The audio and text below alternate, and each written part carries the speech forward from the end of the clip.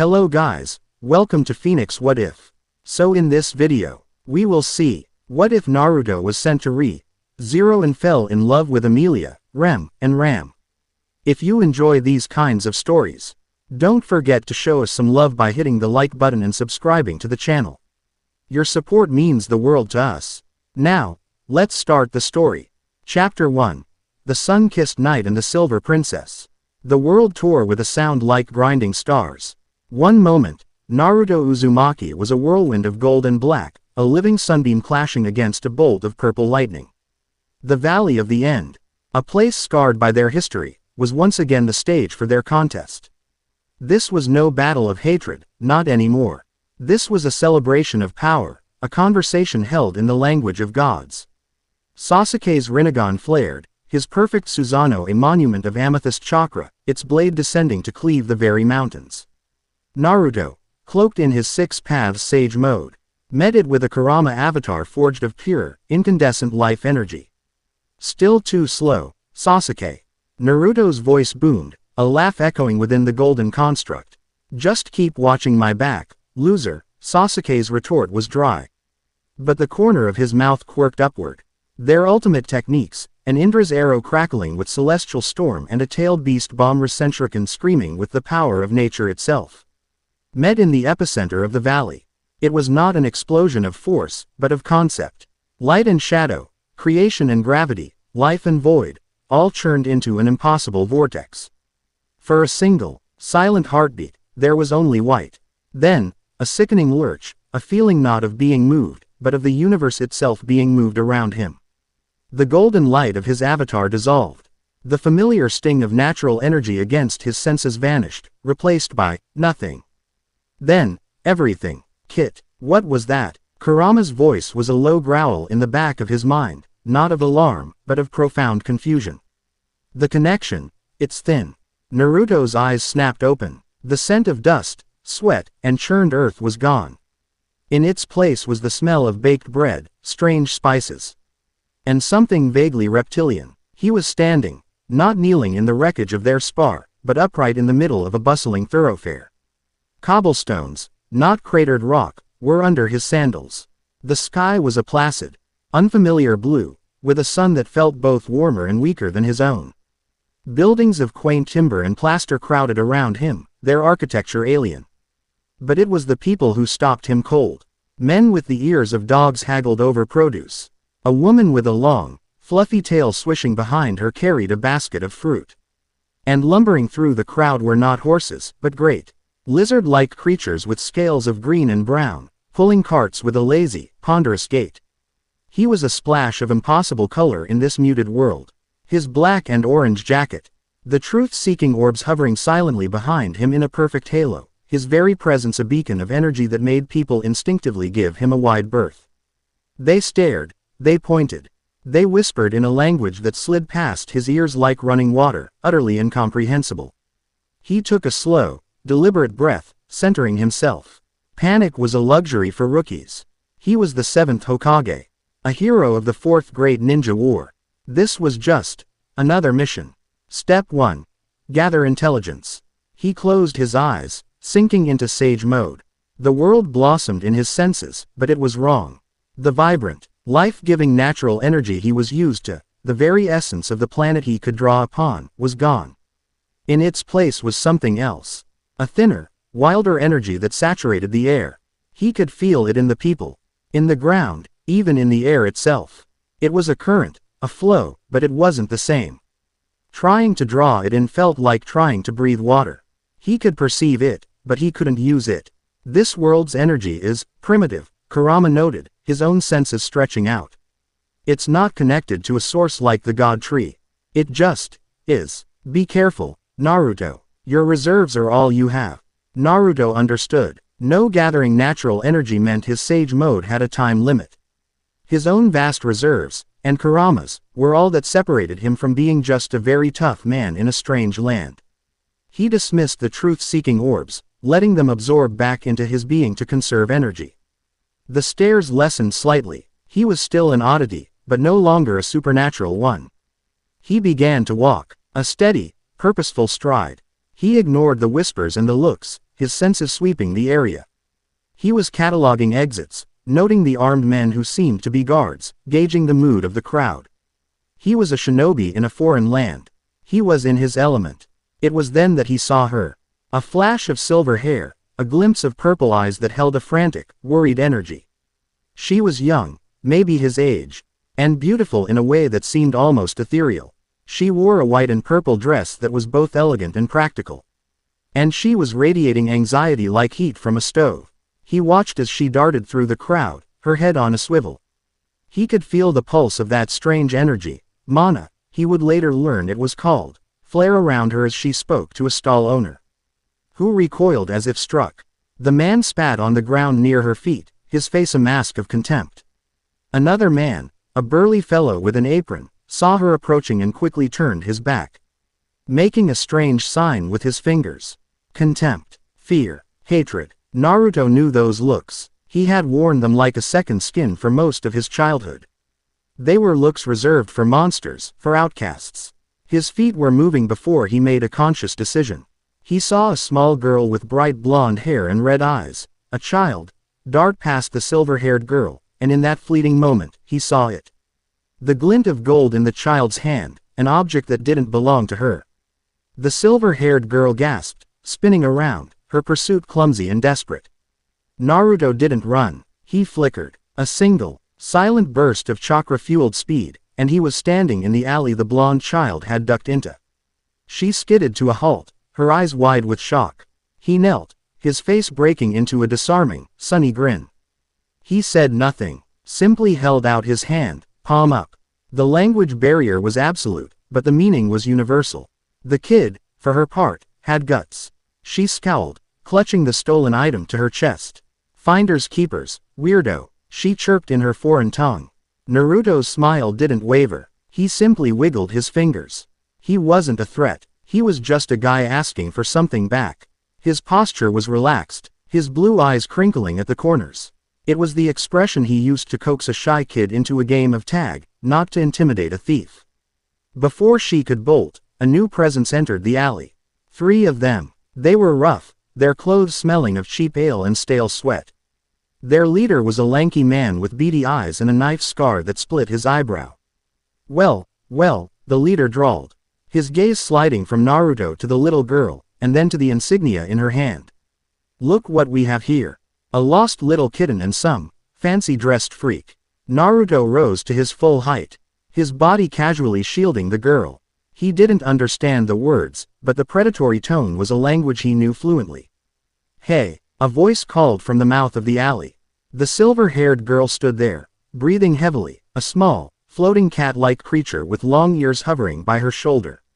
Felt, please, just give it back. It's very important to me. The thugs laughed. Important, you say? The leader sneered, his eyes locking onto the girl. Then his expression soured, recognition dawning. His voice dripped with venom. A silver-haired half-elf. Figures. Get lost, you witch-spawned filth, before we decide to gut you for fun. Naruto's smile vanished. The air in the alley grew heavy. The change was so sudden it was almost physical. One moment, he was a friendly, oddly dressed stranger. The next, he was a predator. His blue eyes, once warm as a summer sky, became chips of glacial ice. He didn't need to understand the exact words. He saw the girl flinch. Saw the genuine fear and hurt in her eyes. He saw the floating cat bristle, its fur standing on end as it spat a series of tiny, glittering ice shards at the men, which they batted away with contemptuous laughter. The leader took a step forward, his hand resting on the hilt of a rusty sword. Your fancy pet isn't going to help you. Now, hand over the shiny, kid, and maybe we'll let the freak and the witch walk away.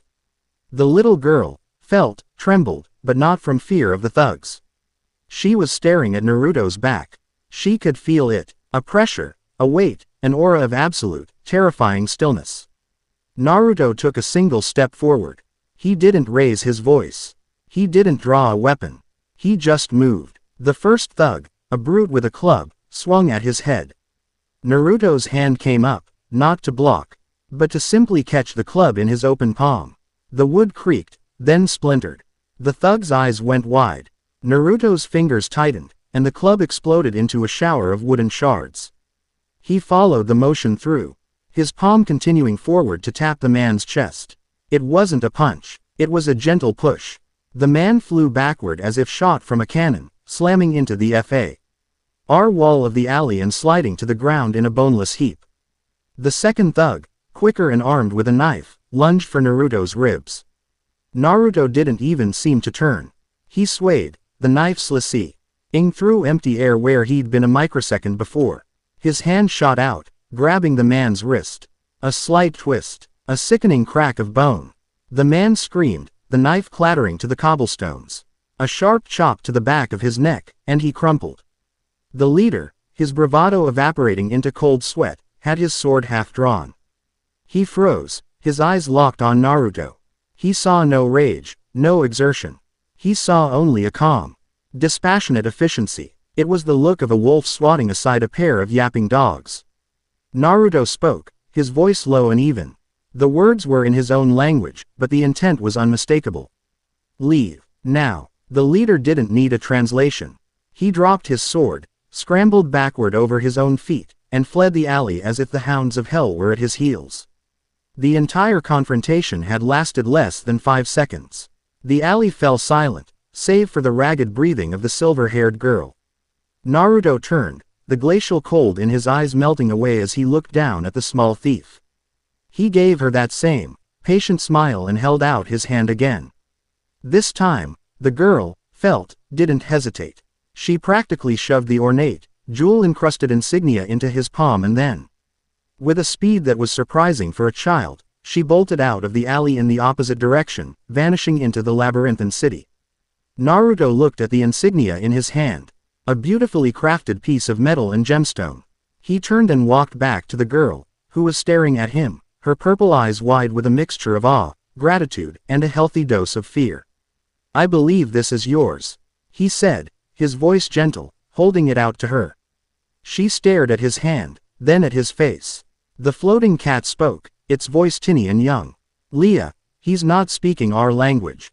But, wow, did you see that? Wham, bam, he was like a flash of light. The girl, Leah, seemed to find her voice. She reached out and took the insignia, her fingers brushing against his. A jolt of that strange energy, her mana, sparked between them. To him, it felt like a tiny pinprick of static electricity. To her, it must have been more, because she gasped and pulled her hand back quickly. Thank you, she said, her voice soft. She bowed her head. Thank you so much. Naruto just smiled and nodded, pointing to himself. Naruto. Uzumaki Naruto. She understood. She pointed to herself. Emilia. Then she gestured to the cat. And this is Puck. Nice to meet ya, pointy ears. Puck chirped, doing a little flip in the air. Naruto's eyes widened in genuine surprise. The cat can talk. Puck puffed out his chest. Of course I can talk. I'm not just any cat, I'm a great spirit. Naruto blinked. He couldn't understand the words, but the proud tone was obvious. He reached out, and with a speed that surprised even the spirit, gently scratched behind Puck's ears. Puck, for his part, froze for a second before his body went limp and he started purring, a sound like a tiny magical engine. Emilia giggled, the sound like wind chimes.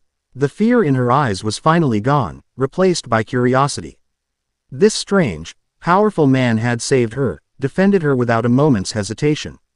And now he was petting her spirit companion as if it were the most normal thing in the world. You're not from around here, are you? She asked, knowing he wouldn't understand. Naruto just shrugged, his smile widening. He pointed down the street, then back at her, a questioning look on his face. He was a fish out of water, and he needed a guide. Emilia understood. He was lost, and he had just helped her at great personal risk. There was no question about what she had to do. All right, Naruto, since you helped me, the least I can do is help you. But first, her gaze drifted toward the direction Felt had fled. I need to get my insignia back properly. That wasn't the real thief. Naruto frowned, his senses flaring. He followed her gaze. The energy signature of the little girl was fading. But it was heading toward a part of the city that felt stagnant. The natural flow of this world's energy was sluggish there, cooling in a way that felt unnatural. A place of poverty and decay. He nodded, his meaning clear. I'll go with you. Emilia's face softened. You don't have to. It could be dangerous. He just gave her a thumbs up, the gesture apparently universal enough. The determination in his eyes was absolute. He had seen how people treated her. He wasn't about to let her walk into potential danger alone. Their journey took them from the bright, bustling market to the slums. Timber and plaster gave way to rotting wood and crumbling brick. The air grew thick with the smell of despair and filth. People watched them from shadowed doorways, their eyes hollow and suspicious. They looked at Emilia with the same old contempt, but their gaze lingered on Naruto with a new kind of fear.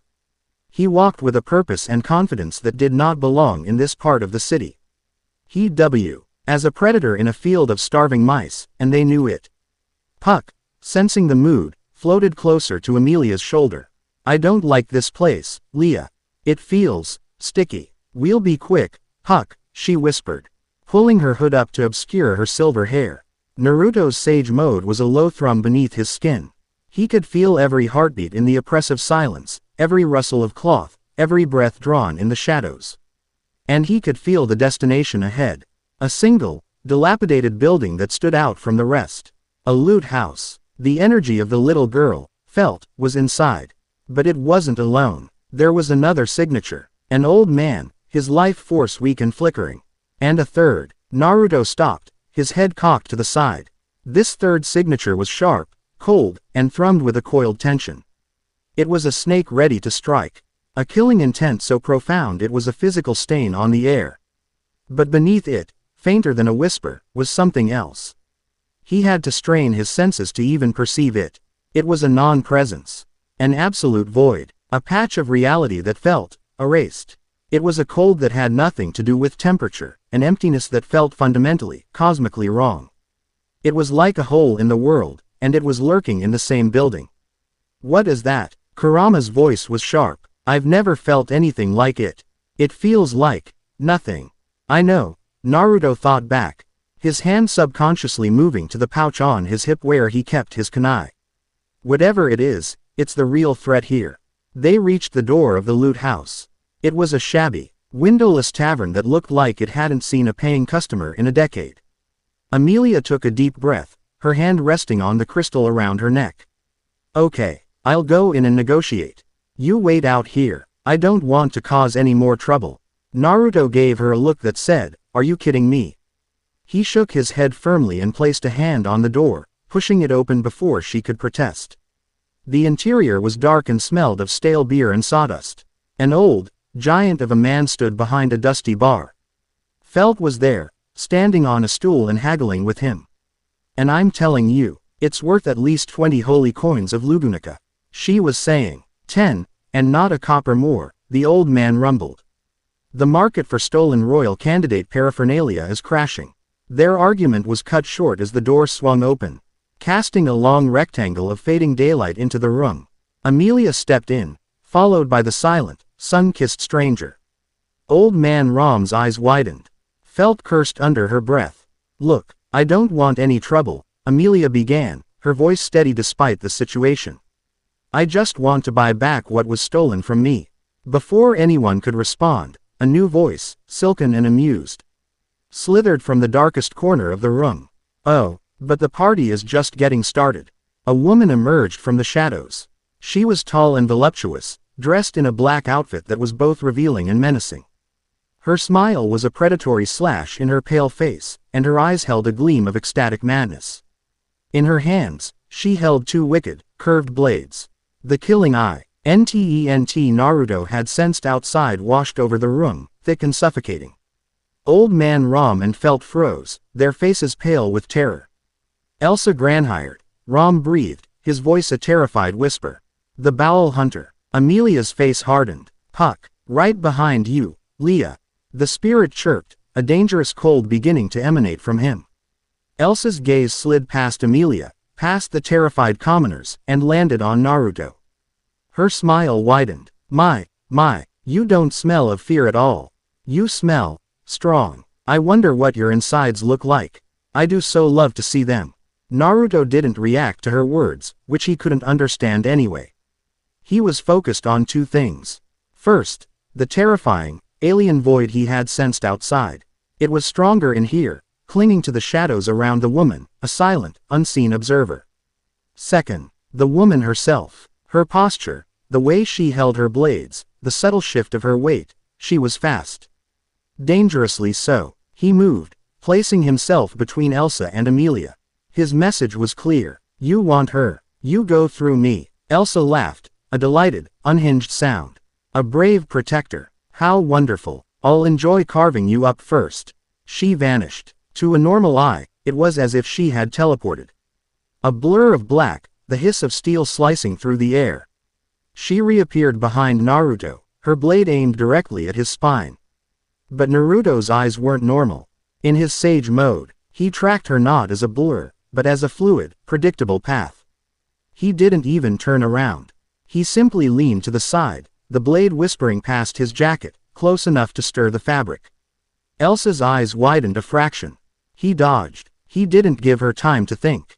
He pivoted on his heel, his leg sweeping out in a low arc. It wasn't aimed to connect, but to force her back. She leapt, impossibly agile, flipping backward to land gracefully on a tabletop. Oh, you're fast, she purred, licking her lips. This is going to be fun. Huck unleashed a volley of ice shards, each the size of a dagger. Stay away from Leah, quote. Elsa just laughed, her blades a whirlwind of black steel, shattering every shard with contemptuous ease. A cute little spirit, your frozen entrails will make a lovely garnish. She lunged again, this time a direct frontal assault.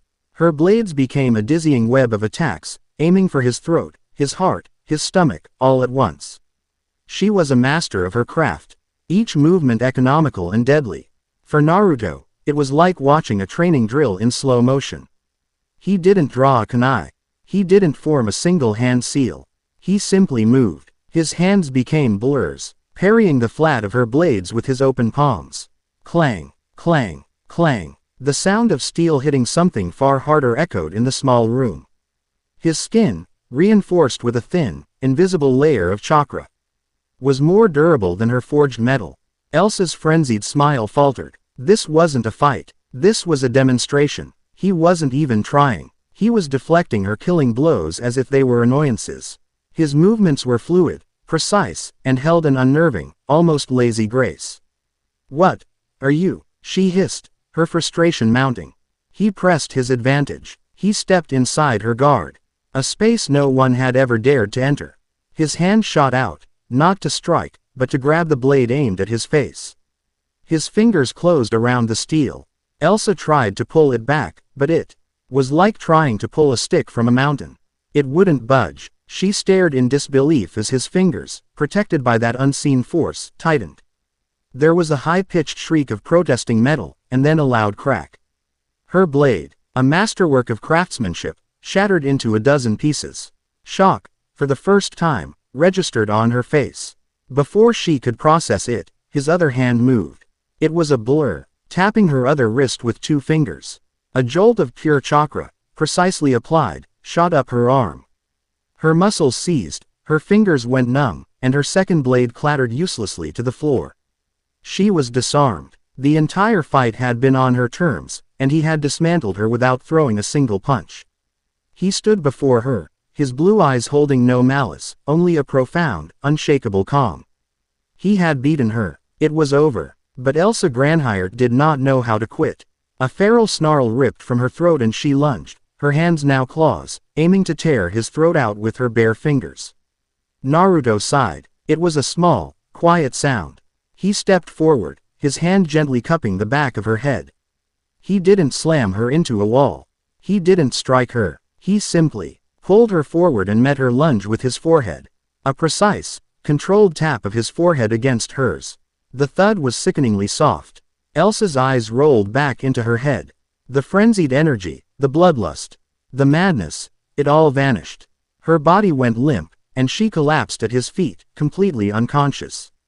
The room was plunged into a deafening silence. Old Man Ram's jaw was on the floor. Felt was hiding behind the bar, peeking over the top with eyes the size of saucers. Emilia was staring, her hand over her mouth, while Puck hovered, his jaw equally slack. They hadn't just seen a fight. They had seen an execution of skill so far beyond their understanding it might as well have been magic from the gods. He hadn't just won. He had made the infamous Bowel Hunter look like a clumsy child. As the adrenaline faded, Naruto's senses honed back in on the anomaly. The moment Elsa was defeated, the cold, empty presence that had been clinging to the shadows vanished. It was like a candle flame being snuffed out. It left behind a lingering wrongness, a faint psychic echo that made the hairs on his arms stand up. He had defeated the assassin, but he knew, with a certainty that chilled him to the bone, that he had completely missed the real enemy. The thing in the dark hadn't been Elsa's power. It had been watching, waiting. The heavy front door of the loot house was suddenly kicked open. Bathing the room in the light of the setting sun, a figure stood silhouetted in the doorway. He was tall, with fiery red hair and a noble bearing, dressed in the pristine white uniform of a royal knight. "I am Reinhard van Astria," the man announced, his voice calm and authoritative. His violet eyes scanned the room, taking in the unconscious thugs from the alley who had apparently been tossed inside. The terrified civilians, the shocked half-elf, the unconscious Bowel Hunter, and finally, the blonde stranger standing over her.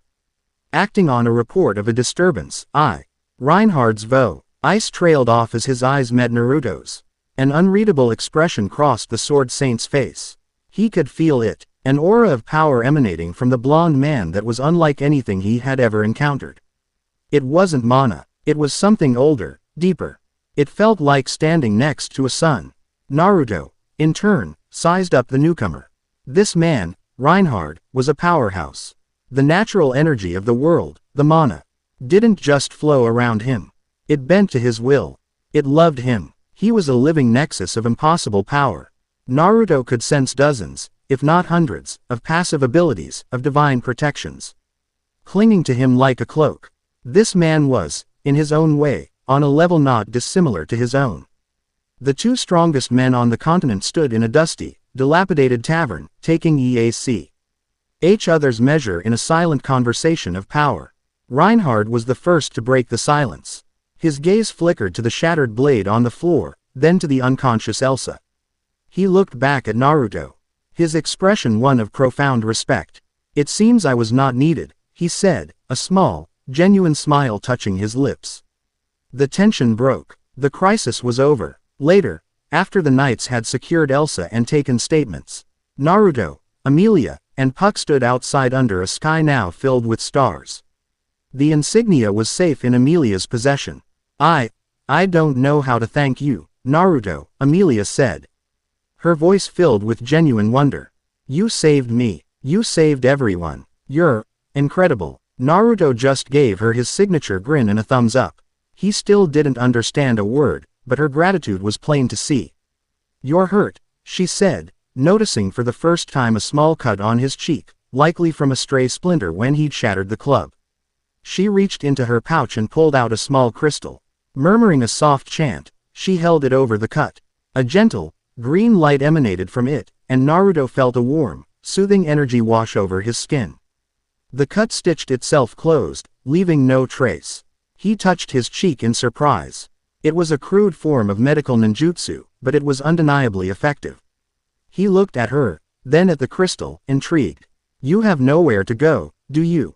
Emilia asked softly. "You're lost, and you don't speak the language." She bit her lip, then her expression firmed with resolve. "It's the least I can do. You're my guest. My benefactor has a large mansion not far from here. You can stay there. We can help you." Naruto listened, not to her words, but to the intent behind them. An offer of shelter, of help. He looked into her earnest purple eyes and saw nothing but kindness. He thought of the strange, hostile world, the energy he couldn't use, and the terrifying, silent void he had sensed in the shadows. He needed answers, and for some reason he couldn't explain. He felt a powerful, instinctual need to stay by this girl's side. To protect that kindness from a world that seemed determined to snuff it out. He gave a firm, single nod. "Yes." Emilia's face broke into a radiant smile, a smile that outshone the very stars above. "Okay," she said, her voice bright with relief and happiness. "Then it's settled. Welcome to Lugunica, Naruto. He didn't understand the words, but he understood the smile. For the first time since he'd been ripped from his world, standing in the cool night air of a foreign city, next to a silver-haired half-elf and her talking cat, Naruto Uzumaki felt like he was exactly where he needed to be. Chapter 1 End. Chapter 2. The Ona's Horn and the Fox's Oath. The journey from the capital was made in a carriage that felt both absurdly luxurious and painfully slow. It was a horseless contraption, pulled by two of the same sturdy ground dragons Naruto had seen in the market. He sat opposite Emilia, with Puck occasionally phasing into existence to float between them, a tiny, self-appointed chaperone and translator. The communication barrier was a thick, frustrating wall, but they found ways to chip away at it. Emilia would point at the passing landscape, her purple eyes earnest and bright. "Tree," she'd say, enunciating clearly. Naruto would watch her lips, feel the faint pulse of her mana as she focused, and repeat the sound. "Chu-ri." Yes. She'd clap her hands softly, a delighted smile gracing her features. "Tree." Puck would buzz with amusement. "He learns fast, Leah. Try another one." "Sky," she'd say, pointing up. "Su-kai." Flower. Fu-la-wa. It was a slow, painstaking process, but it was something. For Naruto, it was more than just language. He was observing the way the mana, this world's natural energy, flowed more freely out here, away from the dense concentration of people. It clung to the ancient trees and soaked into the rich soil, a vibrant, living ecosystem. His sage mode could perceive with breathtaking clarity. He still couldn't draw upon it, but he could appreciate its beauty. It felt like admiring a masterpiece of art painted with colors he had never seen before. He was also observing Emilia. He saw the way her shoulders, which had been tense and high in the city, slowly relaxed the further they got from it.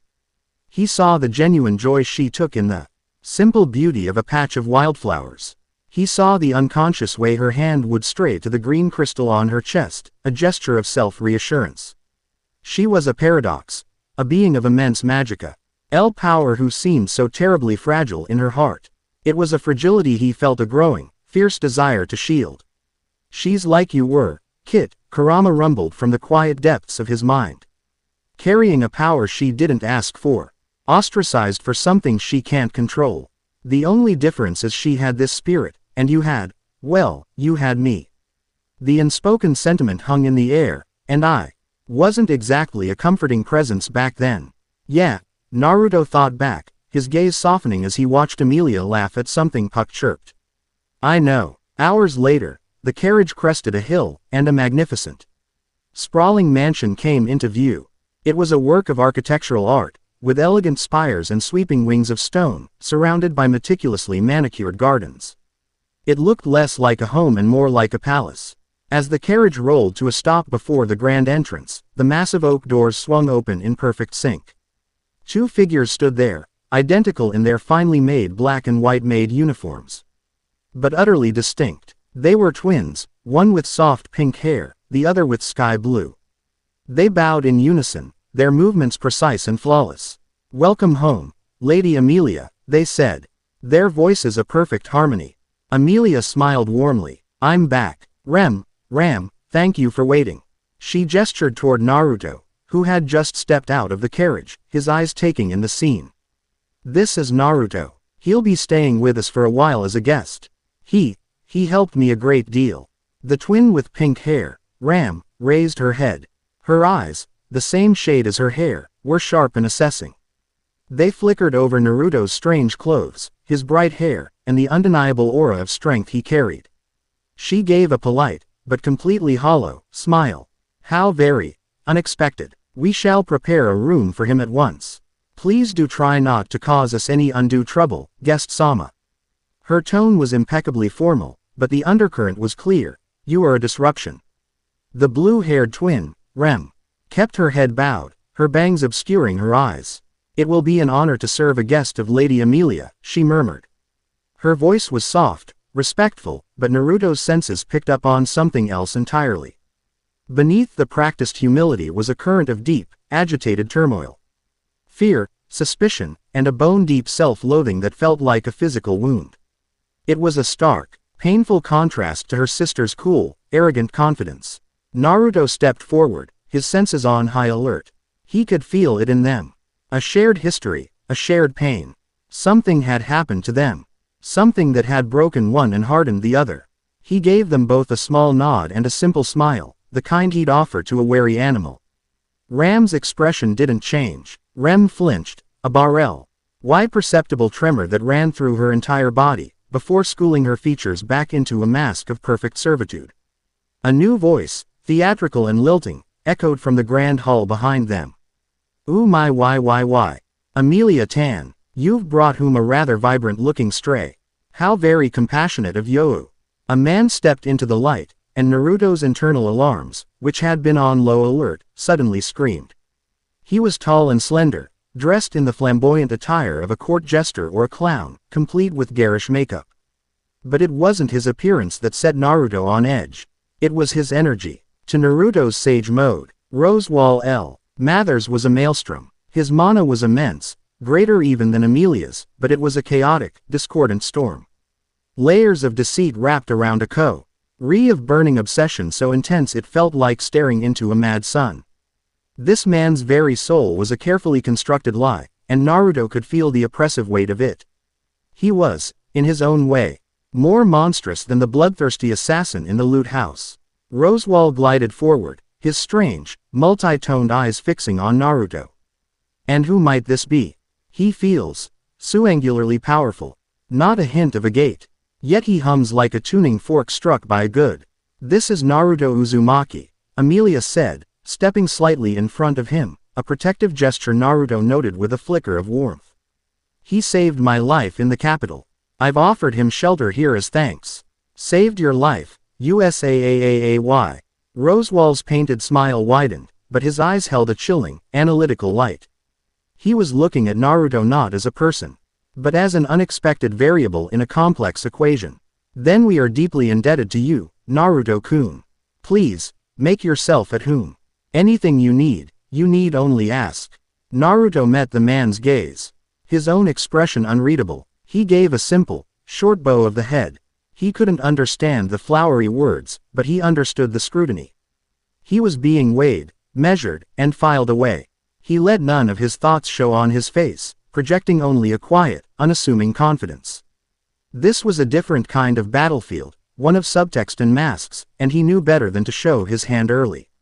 Ram led him through opulent hallways to a guest room that was larger than his entire apartment back in Konoha. It had a 4-poster bed with silken sheets, a polished wooden desk, and a balcony that overlooked a sprawling garden. Your meals will be served with the others in the dining hall. Your laundry will be taken care of. Should you require anything, you need only ask Ram or myself. Do not wander into the master's study or the forbidden library, she stated, her tone flat and final. She gave another perfunctory bow and left, closing the door with a soft click. Naruto stood in the center of the room, feeling utterly out of place. He ran a hand through his hair. A mansion, maids, a creepy clown magician lord. He was a long, long way from Ichiraku ramen. That one, the clown. Kurama's voice was laced with distaste. He's like Orochimaru, but with worse fashion sense. Don't trust him for a second. No kidding, Naruto thought, stretching his arms over his head. And the twins. Something's wrong there, especially the blue one. He decided to get a few hours of sleep. The spar with Sasuke, the dimensional trip, the fight with Elsa, it had all been one long, draining day. He shed his jacket, leaving it on a chair, and flopped onto the ridiculously soft bed. Sleep came quickly, but it was not restful. He woke with a gasp, a sheen of cold sweat on his skin. Something was wrong. It was a feeling deep in his coils, a parasitic drain on his chakra. It wasn't fast, but it was constant, a slow, steady siphoning that left him feeling weak, his limbs heavy as lead. He sat up, his senses flaring. He scanned his own body, his own chakra network. There was a foreign energy clinging to him, a faint, sickly purple aura that pulsed with malevolent intent. A curse. He focused, attempting to flood his system with his own potent chakra, to forcibly eject the intrusion. It was a technique he'd used 100 times to break genjutsu or dispel lesser seals. But this was different. His chakra washed over the curse, but it didn't dislodge it. The curse's energy was of a completely different nature, like trying to use water to put out an oil fire. It only seemed to smear it around, making it cling tighter. He tried drawing on Kurama's power. The fox's raw, demonic chakra flared, but with the same result. The curse held fast, its drain persistent. It's woven into you with that mana stuff, Kurama growled in frustration. It's not attacking your chakra pathways, it's attacking your life force directly, and using the local energy as a medium. Oh, our abilities are the wrong tool for this job. A grim realization settled in Naruto's gut. He was vulnerable. For all his godlike power, a simple curse from this world had found a loophole in his defenses. And he had no idea how to fight it. Every minute that passed, he grew weaker. He had to find the source, and fast. The next morning, he forced himself out of bed, his movements feeling sluggish. He dressed, masking his growing weakness with a practiced ease. At breakfast, he ate with a hearty appetite he didn't feel, projecting an image of perfect health. Emilia was cheerful, Rosewall was theatrically enigmatic, and the maids were silent and efficient. Rem served him, her movements graceful and perfect, but she never once met his eyes. He could feel her suspicion radiating off her in waves, stronger than yesterday. Ram, on the other hand, watched him with a calculating curiosity. He needed to investigate, but he couldn't just run off. He was weak, and he didn't know the lay of the land. He needed eyes and ears everywhere at once. He needed a familiar, reliable tool. After the meal, he found a secluded spot in the vast garden. He glanced around, ensuring no one was watching. He made the simple cross-shaped hand seal that was as natural to him as breathing. Shadow Clone Jutsu. With a soft poof of smoke, a perfect duplicate of himself appeared by his side. The clone blinked, looked at the original, and nodded. The strain was immediate. Creating even one clone felt like it took 10 times the normal amount of chakra. The curse was taking a serious toll. Suddenly, a voice cut through the air. Ho, a duplication magic of some kind. Naruto spun around. Ram was standing there, a laundry basket propped on her hip, her pink eyes narrowed with undisguised interest. To create a perfect, autonomous copy without a chant, that is no simple parlor trick. Barasu is full of surprises. Before Naruto could react, another gasp came from the other side of the path. Rem had been approaching, and she stopped dead. Her eyes wide with horror as she stared at the clone. The tray she was carrying clattered to the ground, scattering teacups across the flagstones. Her face was pale, her breathing hitched. To her, this strange, instantaneous duplication, this magic, wielded by a man she already suspected, was just more proof. Proof that he was connected to them. The witch's cult. Ram's voice was sharp, cutting through her sister's panic. You are being unsightly. Clean this up. Rem flinched as if struck, color rushing back into her cheeks in a tide of shame. Why yes, sister, she stammered, immediately kneeling to pick up the broken porcelain, her hands trembling. Naruto watched the exchange, his heart aching for the blue-haired girl. Her fear was so profound it was almost a living thing. He dismissed the clone with a thought, the strain on his reserves easing slightly. He took a step toward Rem to help, but Ram blocked his path. The help is not required, guest-sama, she said, her voice leaving no room for argument. Rem is perfectly capable of cleaning up her own mess. Naruto met Ram's gaze, then looked past her at Rem, who was diligently gathering the shards, refusing to look up. He was beginning to understand. Rem's fear was the problem, but Ram's cold, dismissive pride was the cage that kept it locked inside. He backed off, but his resolve hardened. He had to end this. Not just for himself, but for her. He spent the rest of the day in his room, conserving his energy. But he wasn't idle. Under the cover of the dense forest surrounding the estate, he had created more clones. Not 1, but 2 dozen. The effort left him dizzy and gasping, but it was necessary. He gave them simple, clear orders through their telepathic link. Half of them were to patrol the forest. Map it out, identify any potential threats, note any strange concentrations of mana. The other half, disguised with a simple transformation jutsu to appear as nondescript travelers, were to head to the nearby Arlem village. They were to integrate, help the villagers with their chores, and listen.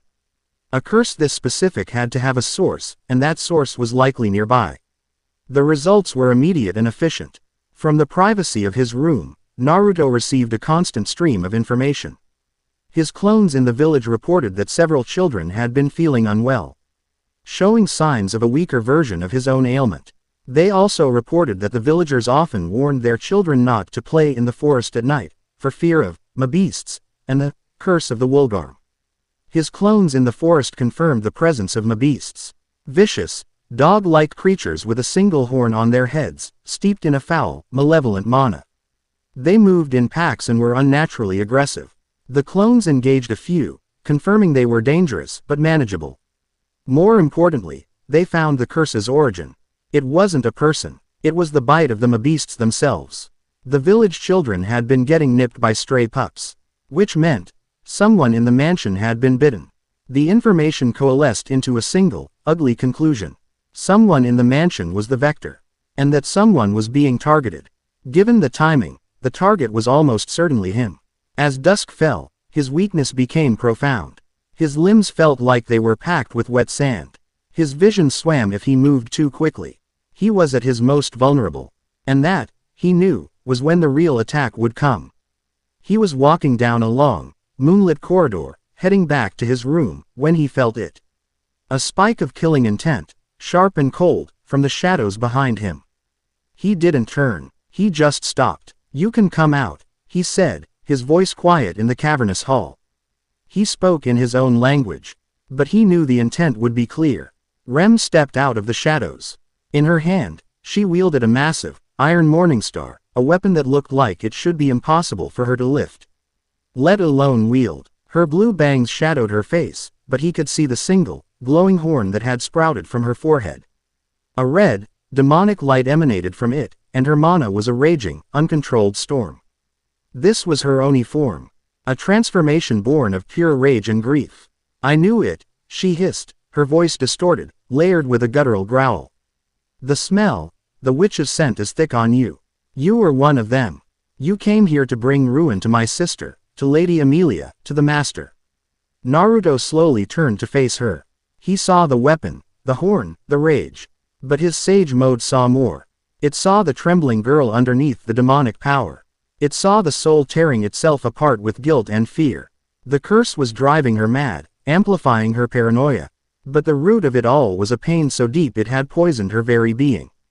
"You pretend to be kind," she spat, tears streaming down her face, mixing with the demonic energy.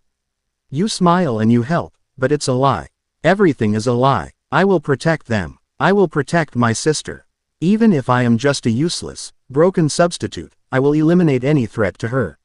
I will kill you." With a scream that was more anguish than anger, she charged. The morningstar swung through the air with terrifying speed, leaving a visible distortion in its wake as it flew toward his head.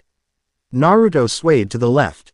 The motion was minimal, economical, almost lazy. The massive weapon flew past his ear, the wind of its passage rustling his hair, and slammed into the stone wall behind him. It didn't just hit the wall, it pulverized it, sending a crater of shattered stone and dust exploding outwards.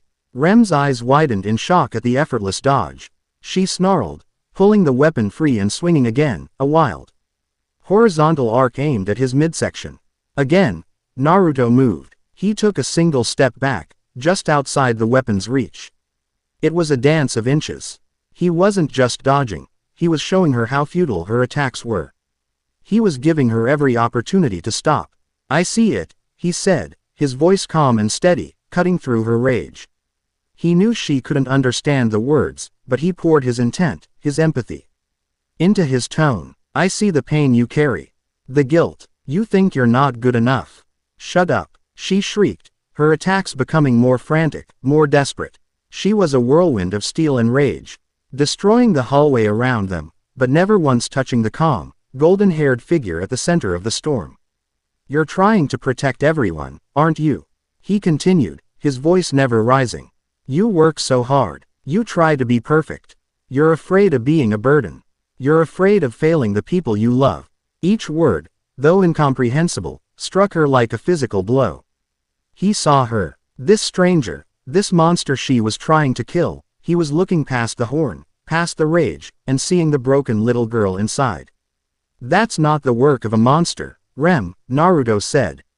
His eyes filled with a sad, profound understanding. That's the work of a hero. That broke her. A sob caught in her throat. Her frantic assault faltered for a single, crucial second. It was all the opening he needed. As she swung the Morningstar in one last, desperate attack, he didn't dodge. He stepped forward. He raised his hand, palm open, and caught the massive, spiked ball of iron just before it could hit his face. The impact never came. There was no clang of metal on bone. There was only a soft thrum. The Morningstar stopped dead in the air, its momentum completely and utterly negated. A thin, visible layer of golden chakra coated Naruto's hand, absorbing the kinetic force without effort. Rem stared, her tear-filled eyes wide with disbelief. Her ultimate attack, the full force of her Oni strength, had been stopped by an open palm. His grip was gentle but absolute. He held the weapon, and by extension, he held her. His other hand came up, not to strike, but to gently rest on her forehead, right below her glowing horn. He channeled a sliver of his own life force, the pure, warm energy of the Six Paths Sage, into her. It wasn't an attack, it was a soothing balm. It wasn't chakra or mana. It was the essence of life itself, and it flowed into her, calming the raging storm of her Oni blood, quieting the voices of her fear and self-hatred. The demonic red light of her horn flickered and died. The horn itself receded back into her forehead. The Morningstar, suddenly too heavy, slipped from her nerveless grasp and clattered to the floor. Her body sagged, the last of her strength leaving her. Naruto caught her before she could fall, pulling her into a gentle, secure embrace. She was limp in his arms, her body racked with exhausted sobs. "It's okay," he whispered, his voice a low rumble against her ear. "You're okay. You were just trying to protect them. You did good." He held her for a long moment, simply letting her cry, shielding her from the world. Then, footsteps echoed down the hall. Ram appeared, her face a mask of cold fury, a wind magic blade already forming in her hand. Emilia and Puck were right behind her, their faces pale with shock.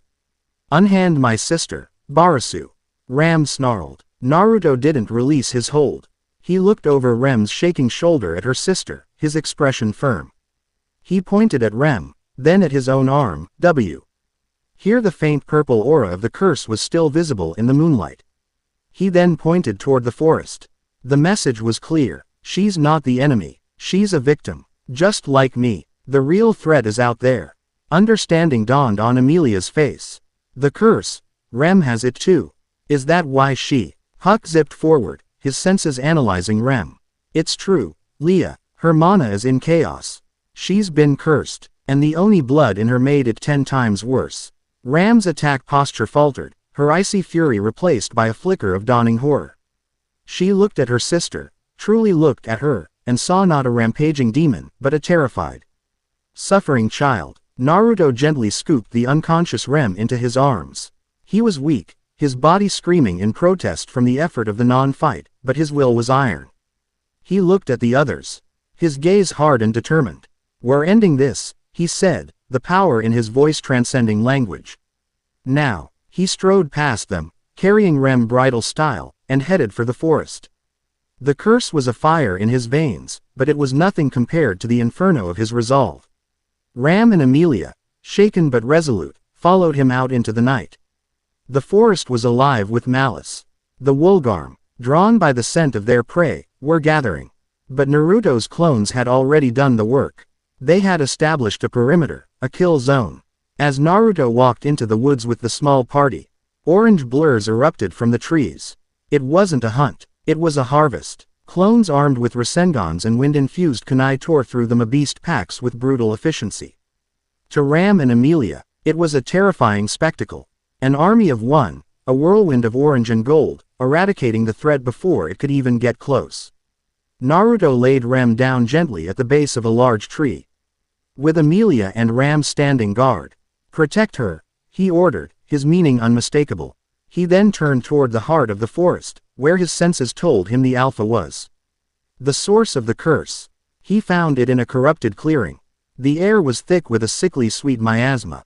Dozens of Wolgarms surrounded a creature that was larger than the rest, its fur matted and black, its horn twisted and jagged. The Wolgarm shaman. And it was smart. It used its pack to screen itself, sending waves of them to attack Naruto from all sides. Naruto, weary and drained, didn't have time for this. He needed to end it all with one blow. He raised his right hand. The air began to scream. A sphere of swirling blue chakra formed in his palm, and then, 4 massive, blade-like points of wind energy erupted from it. Spinning at impossible speeds. The sound was a deafening shriek, a miniature hurricane contained in his hand. Rasenshuriken. The shaman sensed the danger. It let out a piercing howl. A command to its pack to charge, to overwhelm him with numbers. Naruto didn't give them the chance. Get erased, he yelled, and flung the spiraling disc of death. It crossed the clearing in a fraction of a second. Just before the Rasenshuriken hit, Naruto's Sage Mode screamed a warning. For a single, infinitesimal moment, he felt it, that same horrifyingly cold, empty, null energy he had sensed in the loot house. It flared within the Mabeast shaman's core, a flicker of absolute nothingness that seemed to welcome its own annihilation. Then the Rasenshuriken struck. There was no explosion. There was only a sphere of white light and screeching wind that expanded rapidly, engulfing the shaman and the entire Mabeast pack.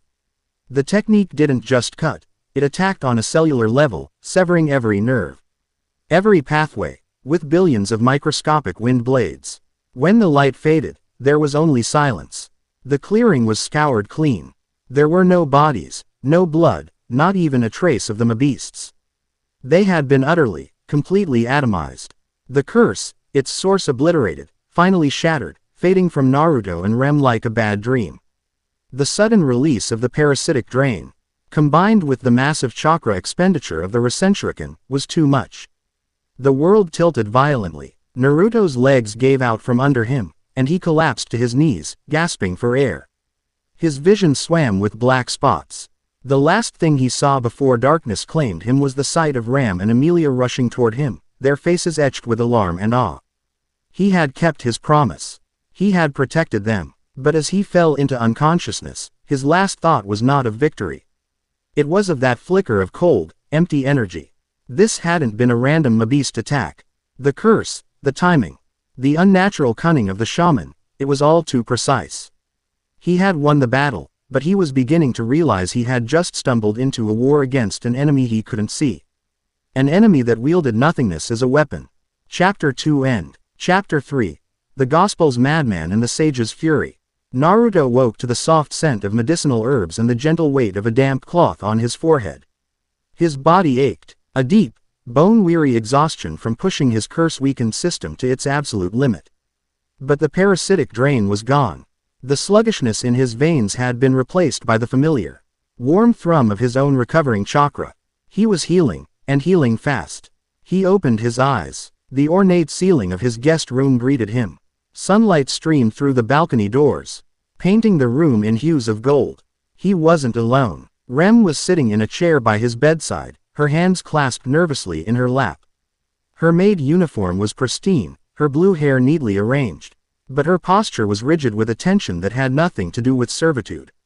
Her eyes, when they met his, were wide and filled with a complex storm of emotions: shame, awe, gratitude, and a profound, trembling uncertainty. The moment she saw he was awake, she shot to her feet and bowed, a deep, 90-degree bow that was so rigid it looked painful. "I am so sorry." Her voice was a choked whisper, thick with unshed tears. Rem was foolish. I let my weakness and my fear control me. I raised my weapon to a guest of the mansion, a hero who had only shown us kindness. I deserve any punishment.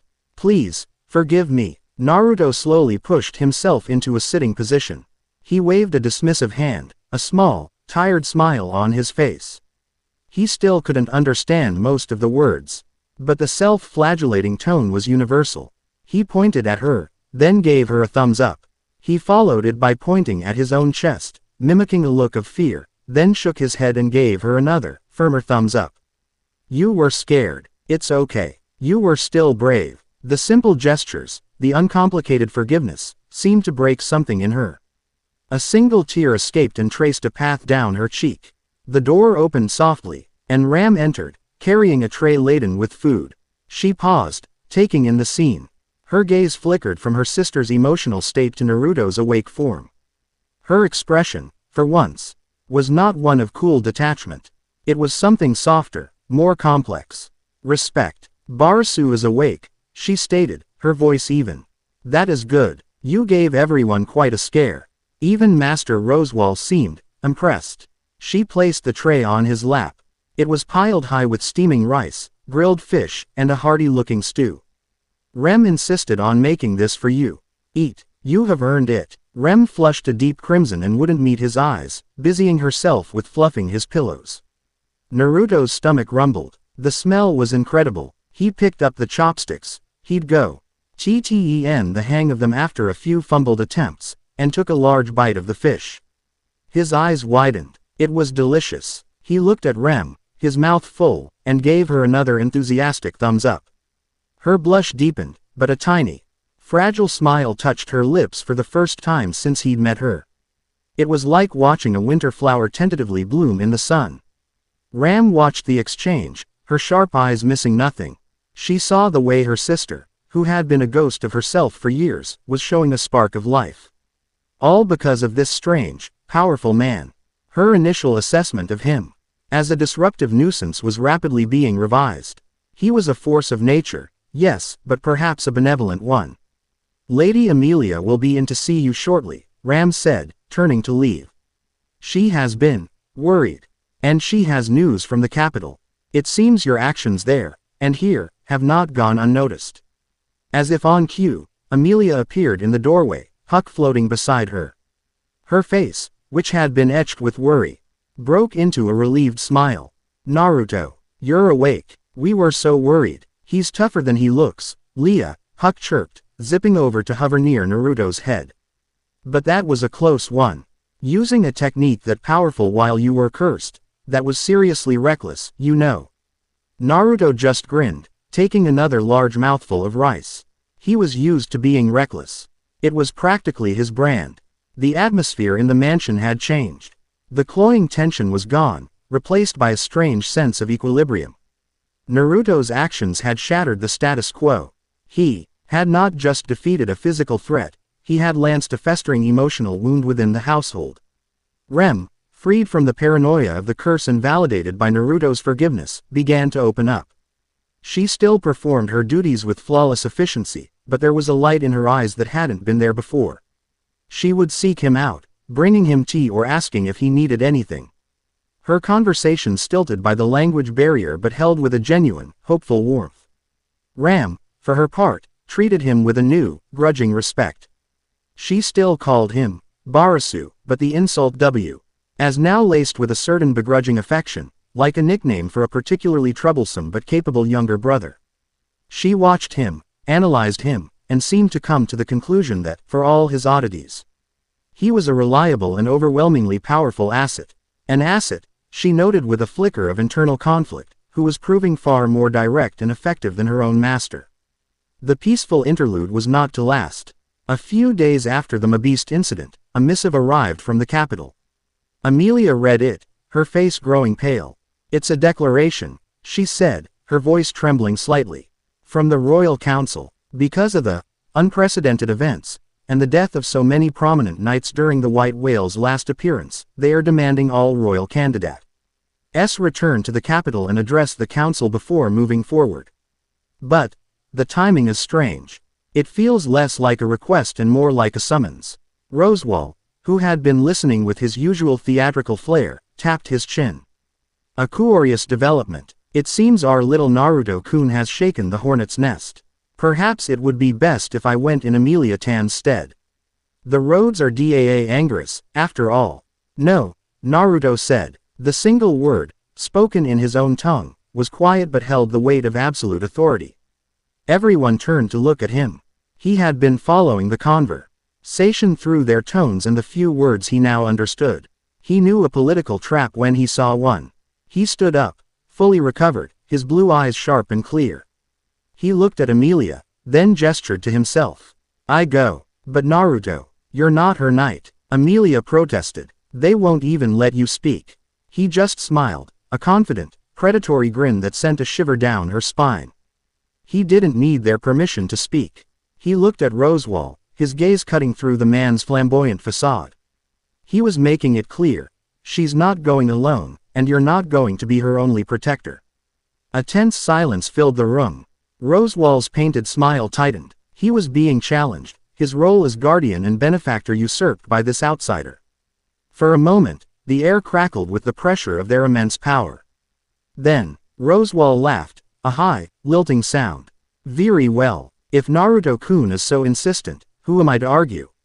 But you will not go alone. Rem, you shall accompany them. A change of scenery will do you both good. Ram and Rem bowed. Yes, Master Rosewall. And so, the trip was decided. They would return to the capital, but this time, Naruto was not a lost stranger. He was a guardian. As they made preparations to leave, a wave of unease washed over Naruto. It was his sage mode, a subtle, persistent alarm bell ringing in the back of his mind. A feeling of being watched. Not by anyone in the mansion, but by something distant, something cold and hateful. He excused himself, heading for the woods under the pretense of a walk. Once he was sure he was alone, he created 1,000 shadow clones. The effort was trivial now that he was at full strength. Spread out, he commanded the sea of identical faces. I want a 5-mile perimeter around this mansion and the road to Arlem village. Eyes on everything. Report anything, and I mean anything, that seems out of place. Hostile intent, strange magic, people who don't belong. Go. With 1,000 soft puffs, the army vanished into the trees. It was a shinobi's tactic for a world of knights and mages. Overwhelming information superiority. He wouldn't be caught off guard again. The carriage ride back toward the capital was different. Rem sat beside him, no longer afraid, but radiating a quiet, devoted energy. Ram sat opposite, her gaze analytical, while Emilia and Puck tried to continue his language lessons. Though the mood was too tense for any real progress. They were about an hour from the mansion when the first report came in. It wasn't a voice in his head, but a sudden jolt of memory and experience as one of his clones. Hidden high in a treetop, was dispelled. The image it had seen was burned into his mind. A group of figures in dark, hooded cloaks, moving through the woods with an unnatural, skittering gait. They were covered in strange symbols, their faces obscured, but the fanaticism and madness rolling off them was a palpable stench. Witch's cult, Naruto thought, his blood running cold. A second clone dispelled, then a third, a fourth. A cascade of reports flooded his mind. Dozens of them, 100. They were swarming the area, emerging from hidden paths, their target clear, Arlem village and the Mather's mansion. They had waited for Rosewall and Emilia to leave. It was a coordinated, large-scale attack. Stop the carriage, Naruto ordered, his voice flat and hard. The driver, startled by his tone, pulled the ground dragons to a halt. Naruto, what is it? Emilia asked, her eyes wide with alarm. Naruto didn't answer. He threw the carriage door open and vaulted outside. He looked back at the three of them. His face grim. Stay here. Don't move. Don't get out. He turned, facing the direction of the mansion. He closed his eyes, and the world dissolved into a sea of energy signatures. He could feel them now. Hundreds of them. A tide of malevolent, insane mana washing over the land. He could feel the small, flickering lights of the villagers.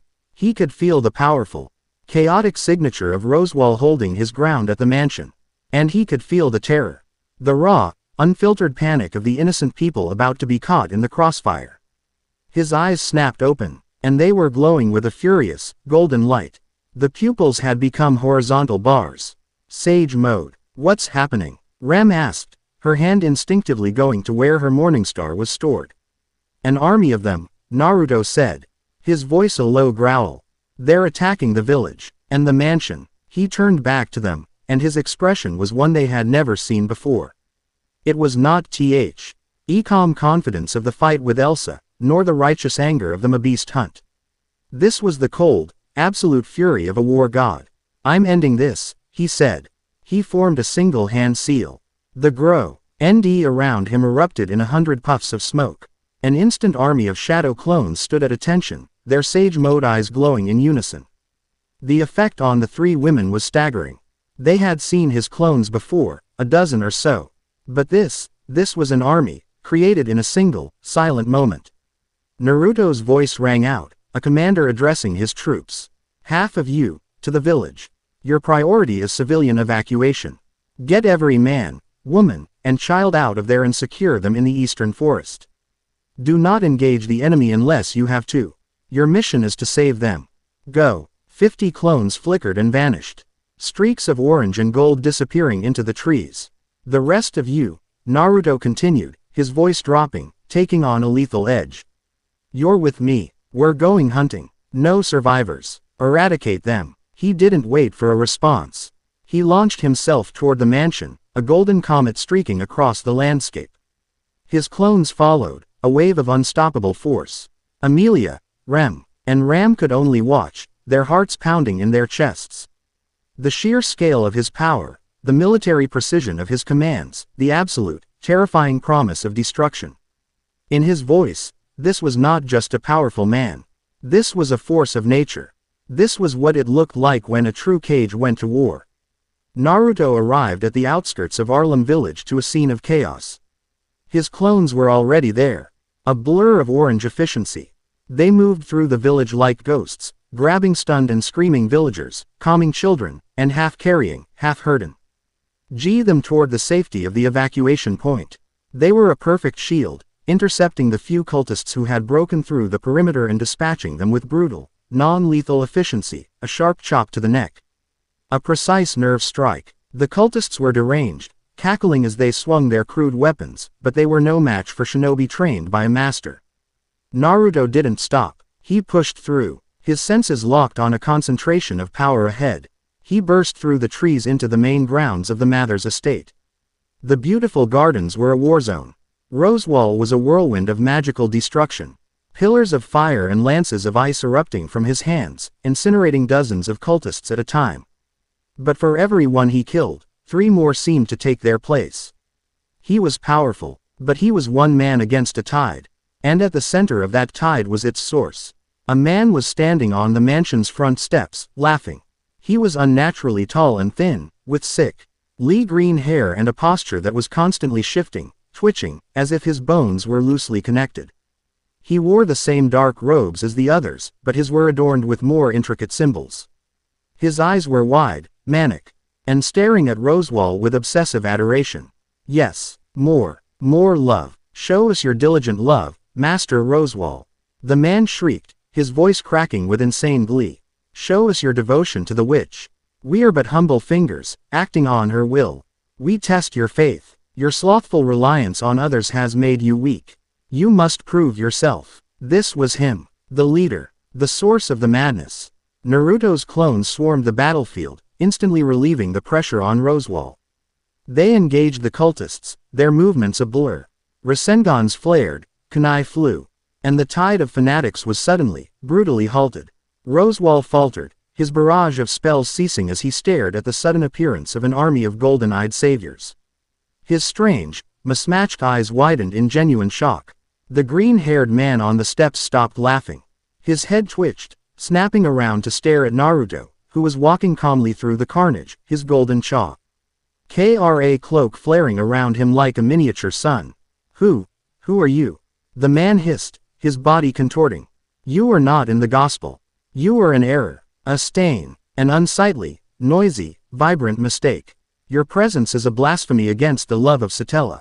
Naruto came to a stop 20 feet from him. His sage mode was screaming.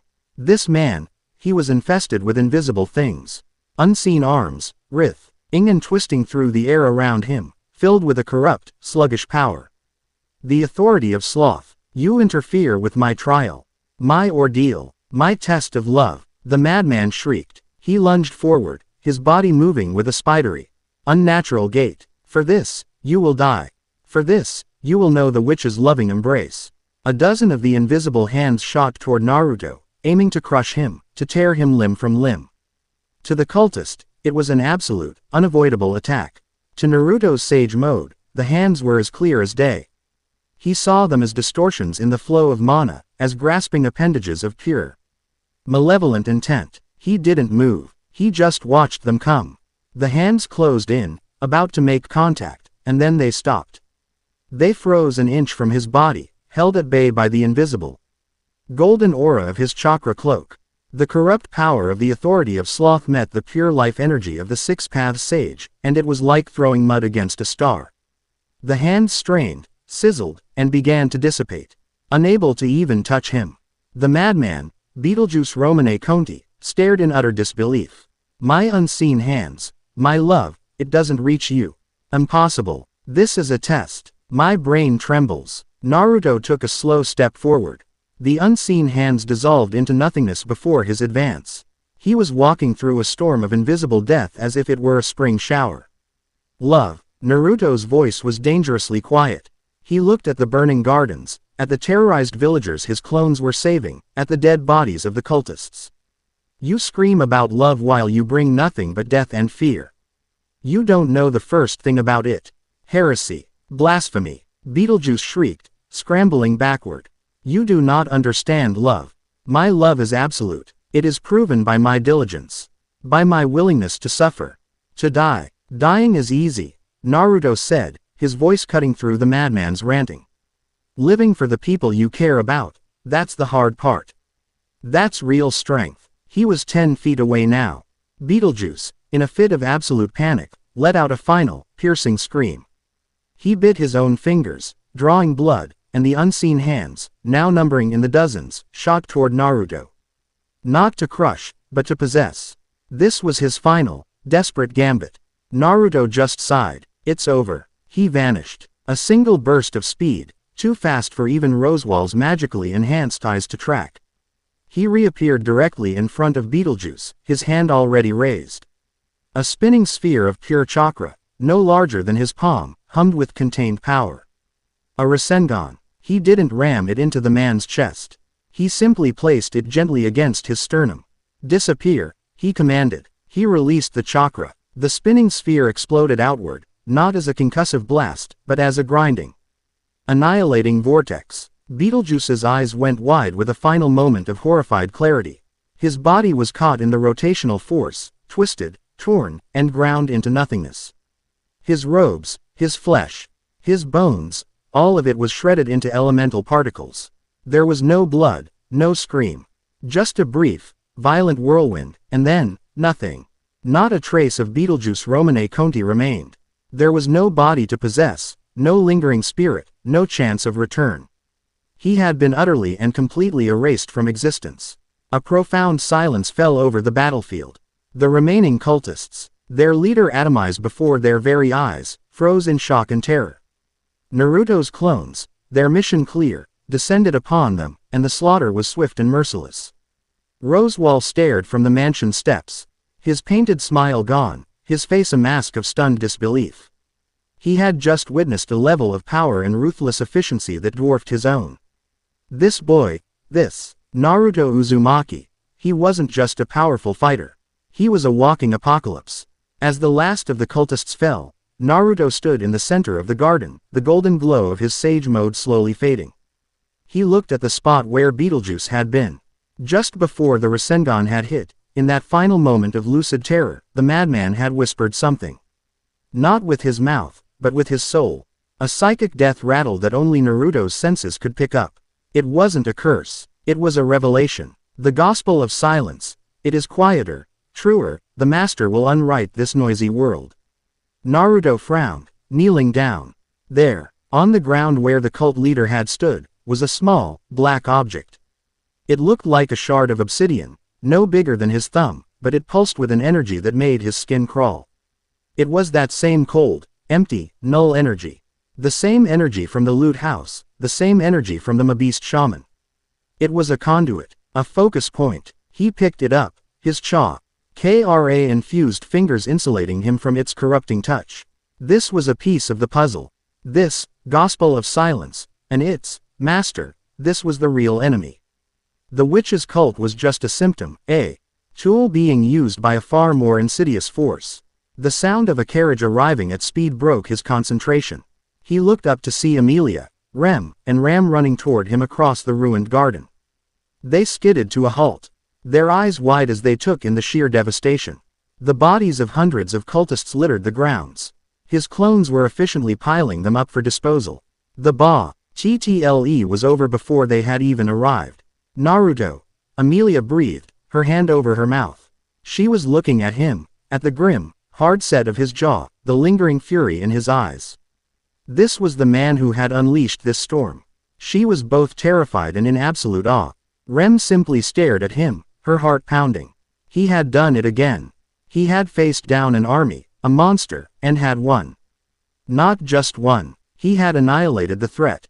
Her devotion, already profound, deepened into something akin to worship. He was her hero, her god, a golden sun that burned away all shadows. Ram was the most shaken. She looked from Naruto to her master, Rosewall, who was still standing on the steps, his face pale beneath his makeup. For her entire life, Rosewall had been the pinnacle of power, the master strategist. The one who held all the strings.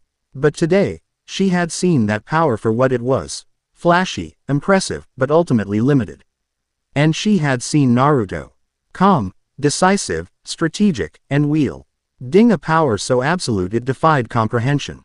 In that moment, the first, treacherous crack appeared in the foundation of her lifelong loyalty. She was starting to realize that the safest place for her and her sister was not at Rosewall's side, but behind this impossible, sun-kissed man. Naruto pocketed the dark crystal, his expression grim. He had protected them. He had won. But the victory felt hollow. He had stared into the face of the enemy's pawn and had heard the whispers of the true king. A king who didn't want to rule the world, but to erase it. Chapter 3 End. Chapter 4. The Dragon's Court and the Fox's Declaration. The air in the royal capital of Lugunica was thick with a tension that had nothing to do with the weather. The news of the witches' cult attack on the Mather's domain, and its subsequent, impossibly swift annihilation, had spread like wildfire. Whispers followed Naruto wherever he went. They called him the sun-kissed knight, the golden demon of the Mathers, Awaki-ing force of nature bound to Emilia's camp. The fear he inspired was a palpable shield, parting crowds more effectively than any royal guard. He walked beside Emilia, a silent, immovable pillar of strength. Rem and Ram followed a few paces behind, a matched set of loyal and watchful guardians. They were not just a candidate and her servants anymore, they were a unit, forged in the crucible of shared crisis. Their destination was the royal castle, a magnificent structure of white stone and soaring spires that seemed to scrape the heavens. It was here that the royal selection would be officially presented, and where Emilia would face her harshest trial yet, the court of public opinion. Naruto's sage mode was active, a low, subtle thrum beneath his skin. He didn't need the glowing eyes to sense the world around him. The castle was a hornet's nest of conflicting energies. The ancient, powerful mana of the royal bloodline clung to the very stones, a legacy of dragon pacts and divine blessings. But layered over it were the more immediate, more volatile energies of the living: ambition, arrogance, prejudice, and fear. It was a swamp of political intrigue, and he and Emilia were about to walk right into the middle of it. He glanced at her. She clutched her stolen and returned insignia, her knuckles white. Her face was pale, her jaw set, but her purple eyes held a flicker of fierce determination. She was terrified, but she was not going to run. He felt a surge of pride in her. "You'll do great," he said, his Lugunican still broken but his tone perfectly clear. "Believe it." She gave him a small, grateful smile. "I'll try." Quote. They were met at the grand entrance by a contingent of royal knights in immaculate white and purple uniforms. Their captain, a stern man with a formidable mustache, looked Naruto up and down with open disapproval. "Lady Emilia, your presence is expected," the captain said, his voice stiff. He then turned his gaze to Naruto. "Only the candidates and thereof officially recognized knights are permitted entry to the throne room. This person will wait outside." Before Emilia could protest, Naruto stepped forward. He wasn't aggressive. He wasn't threatening. He just moved into the man's space. His calm, blue eyes meeting the captain's steely gaze. The air grew heavy. The faint, golden aura of Naruto's chakra, invisible to most, pressed down on the knight captain, a weight not of malice, but of immense, undeniable presence. It was like being stared down by a mountain that had just decided to take a step. "He is with me," Naruto said, his voice quiet but carrying an authority that brooked no argument. The captain's bravado wavered. He could feel it. The man before him was not just a fighter, he was a predator of a higher order. The knight swallowed, his hand twitching toward the hilt of his sword, a gesture of instinct he immediately regretted. That is, highly irregular, he stammered. A smooth, cultured voice cut through the tension. Now, Captain. Let us not cause a scene. Julius Juculius, the Knight of Knights, approached, his expression one of polite amusement. He gave Emilia a courteous bow before turning his gaze to Naruto. Quote, while your companion's presence is indeed a breach of protocol, his reputation precedes him. I believe an exception can be made. It would be a shame to deny the council the opportunity to meet the Ma-En who single-handedly repelled a legion of the witches' cult. There was a subtle challenge in Julius's words, a test. He was acknowledging Naruto's power while simultaneously putting him on display. Naruto just gave a slight nod. His expression unreadable. So, this is the best they have, he thought, his senses analyzing Julius. The man was skilled, his mana refined and potent, his connection to his 6 quasi-spirits a beautiful, intricate dance of energy. He was a master swordsman, a true prodigy. In a different world, he might have been a worthy rival, like a Neji or a Kakashi. Here, in this room, he was simply another piece on the board. The captain, given an out, quickly acquiesced. As you wish, Sir Julius. They were led into the throne room. It was a vast, cavernous hall, its ceilings high and vaulted, with light streaming through stained glass windows that depicted scenes from Lugunica's history. The floor was polished marble, and at the far end, upon a raised dais, sat the king. Dom's council of elders, a gathering of gray-haired, sour-faced nobles and sages who held the fate of the nation in their hands. The other royal candidates and their knights were already assembled, forming a line before the dais. Anastasia Hoshin with Julius, Crush Karsten with Felix, Priscilla Bariel with Al. Their arrival silenced the room. All eyes turned to them. They stared at Emilia, the silver-haired half-elf, the living effigy of the Witch of Envy. Their gazes were filled with a mixture of hatred, fear, and contempt. Then their eyes moved to Naruto, the blonde stranger standing by her side, radiating a calm, unshakable power that seemed utterly alien in this formal setting. A wizened old sage, his face a roadmap of wrinkles, struck his staff upon the floor. Emilia, you have the gall to present yourself here. A stain upon the royal line, a grim reminder of the great calamity. Your very existence is an insult to the dragon's covenant. Another noble sneered. How can we saint our kingdom to a half-witch who might bring ruin upon us all? The verbal assault was immediate, a barrage of prejudice and hatred aimed to break her before she could even speak. Emilia flinched, her body tensing as if from physical blows. She tried to speak, to defend herself, but her voice was drowned out by the chorus of accusations. Naruto watched, his expression turning to ice. He had seen this before. He had lived this. The blind hatred of a village turned against a single child. The loneliness, the despair, and he would not let it happen to her.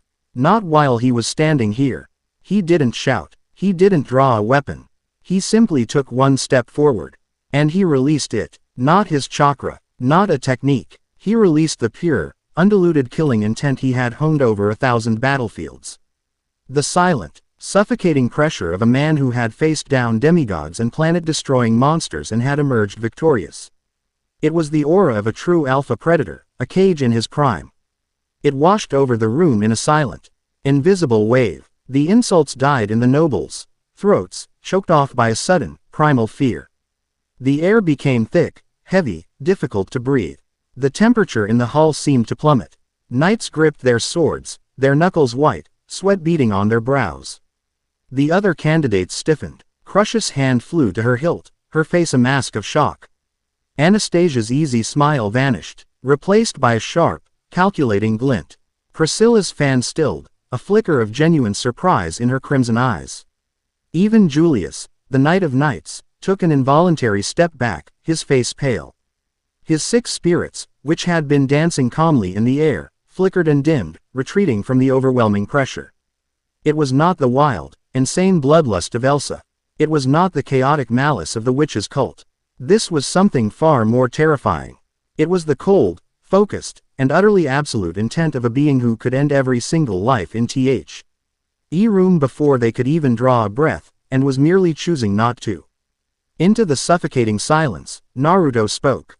His voice was not loud, but it cut through the tension like a blade. His Lugunakan was still halting, but the raw power and conviction behind the words made them thunderous. "You talk of her blood," he began, his icy blue eyes sweeping across the council. "You see her hair, her ears, and you judge. You are fools." He pointed a finger at the wizened sage. "You, old man, you have lived long, you have seen much, and you have learned nothing. You judge a book by a cover you did not read." He turned his gaze to the nobles. "You speak of strength, of the kingdom. But your strength is in words that wound an innocent girl. Your strength is in fear. You are not strong. You are cowards, hiding behind your titles, your history, because you are afraid of what you do not understand." He took another step forward, and the pressure intensified. He was no longer just a man. He was a tribunal. "I have known people like you my whole life," he continued, his voice dropping to a low, dangerous growl. The words were for them, but the feeling was for himself, a lifetime of pain and anger finally given voice in this strange, new world. They stared. They whispered. They called me a monster.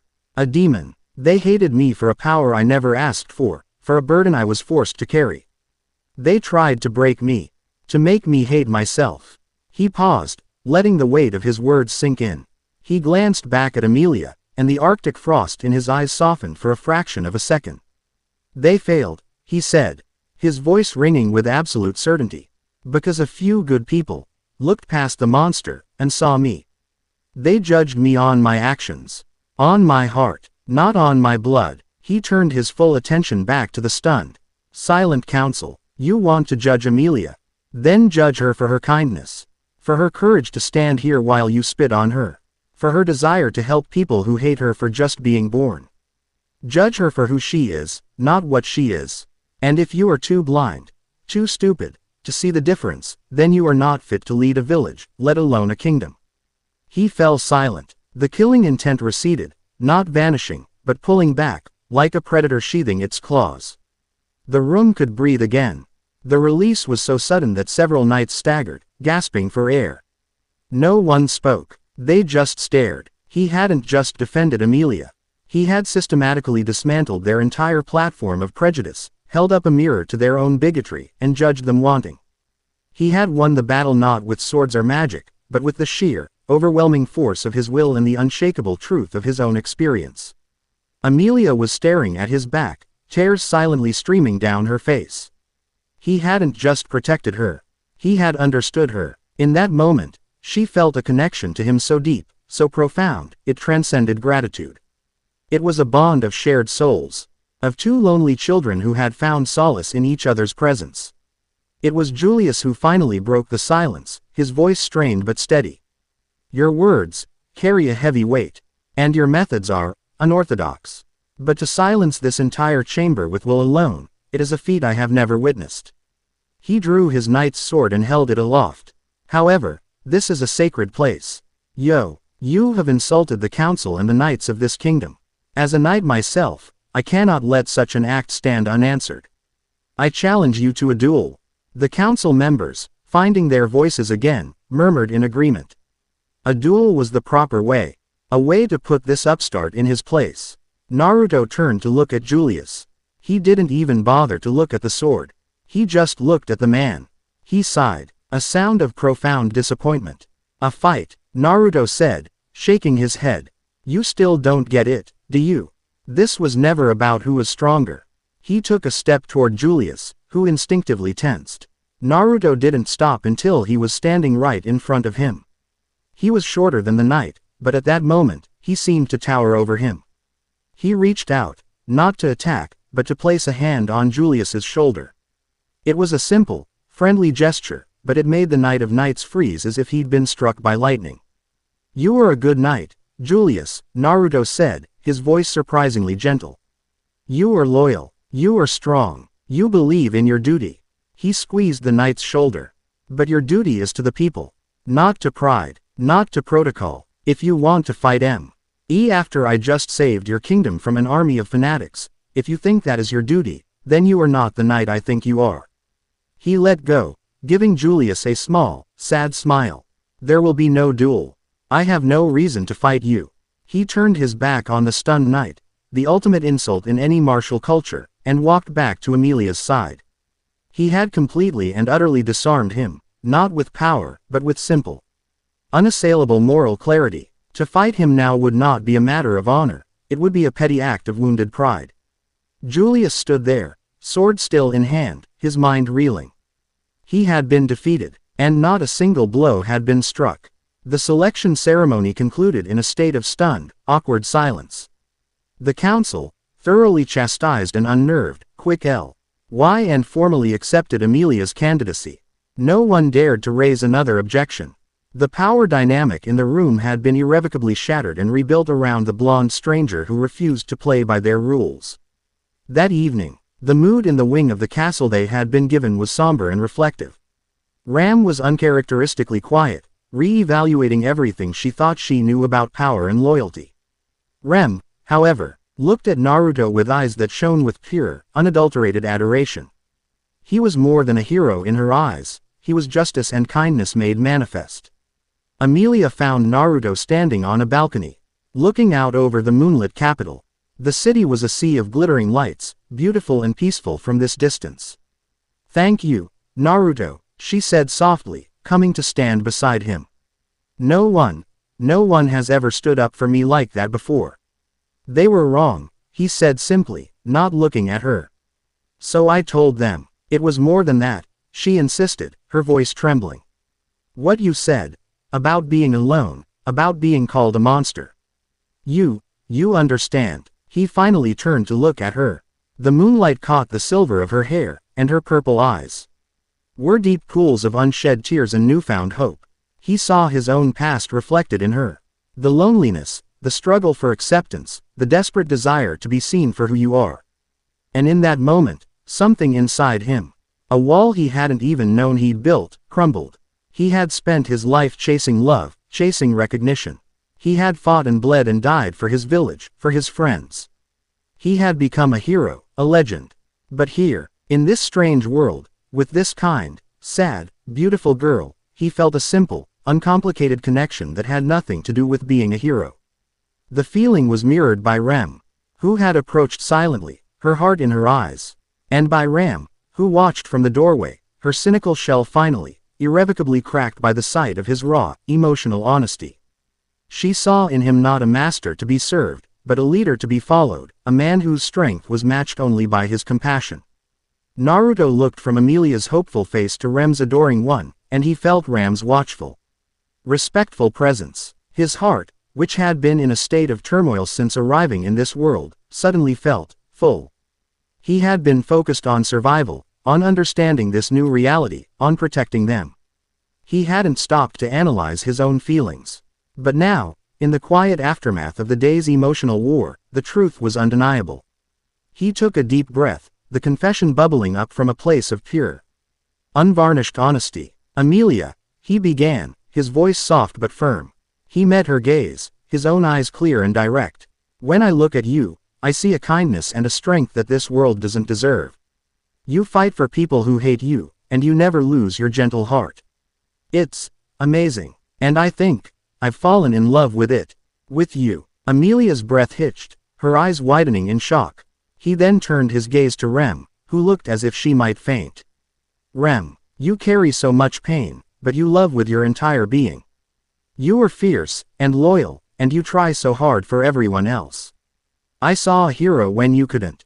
And seeing you smile, seeing you happy, it makes my heart feel warm. I've fallen in love with you, too." Rem let out a small, choked gasp, her hands flying to her mouth. Finally, he looked toward the doorway, directly at Ram. She stiffened, caught in his gaze. "Ram, you're sharp, and proud, and you hide your heart behind a wall of insults. But you love your sister more than anything in the world. You respect strength, but you value loyalty even more. You've challenged me, and watched me, and you're slowly starting to see me. And that process, that sharp, intelligent, fiercely protective spirit, I find myself falling for that, too." He let out a long, shaky breath, running a hand through his blonde hair. He looked back at them, awry, almost pained smile on his face. I know it's crazy. I know it makes no sense. Back in my world, this isn't how things are done. You're supposed to choose one. But my heart, it's not listening to my head. I love Emilia's kindness. I love Rem's devotion. And I'm starting to love Ram's strength. All of you. I can't choose. I won't. He stood there, his heart laid bare, his vulnerability a raw, open wound. He expected shock. He expected rejection. He expected them to call him a fool, or a monster of a different kind. But instead, there was only a stunned, profound silence. Emilia, Rem, and Ram stared at him, their minds reeling. It was an impossible, ridiculous, outrageous confession. But it was also the most honest thing any of them had ever heard. He hadn't tried to trick them, or manipulate them, or justify it with logic. He had simply told them his truth, with all the simple, earth-shattering power he seemed to apply to everything else. The future was a chaotic, terrifying unknown. But in that moment, on that balcony, under the light of a foreign moon, a new, strange, and beautiful path had just been forged. Not by fate, or prophecy, or a tome of wisdom, but by the honest, impossible heart of a sun-kissed boy from another world. As they stood there, wrapped in the fragile, uncertain beginning of something new, Naruto's sage mode picked up a faint, familiar trace on the wind. The cold, corrupting signature of the null energy. It was faint, but it was there, clinging to the opulent robes of a high-ranking minister who had been among the most vocal of Emilia's critics. The enemy wasn't just a cult of fanatics in the woods. Its influence had reached the very heart of the kingdom's power. And it was hiding in plain sight. Chapter 4 End. Chapter 5. The White Whale and the Nine-Tailed Sky. The confession hung in the air between them, a fragile and monumental thing. The days following the royal selection ceremony were a strange dance of unspoken understanding. There was no grand discussion. No formal acceptance. Instead, their dynamic shifted in 100 subtle ways. Rem's devotion became bolder, her smiles brighter, her presence a constant, reassuring warmth at his side. Emilia, grappling with feelings she had never allowed herself to explore, grew more confident, her conversations with him filled with a new, shy intimacy. And Ram's insults became less frequent, her observations sharper. Her rare moments of quiet approval carrying more weight than 1,000 words of praise.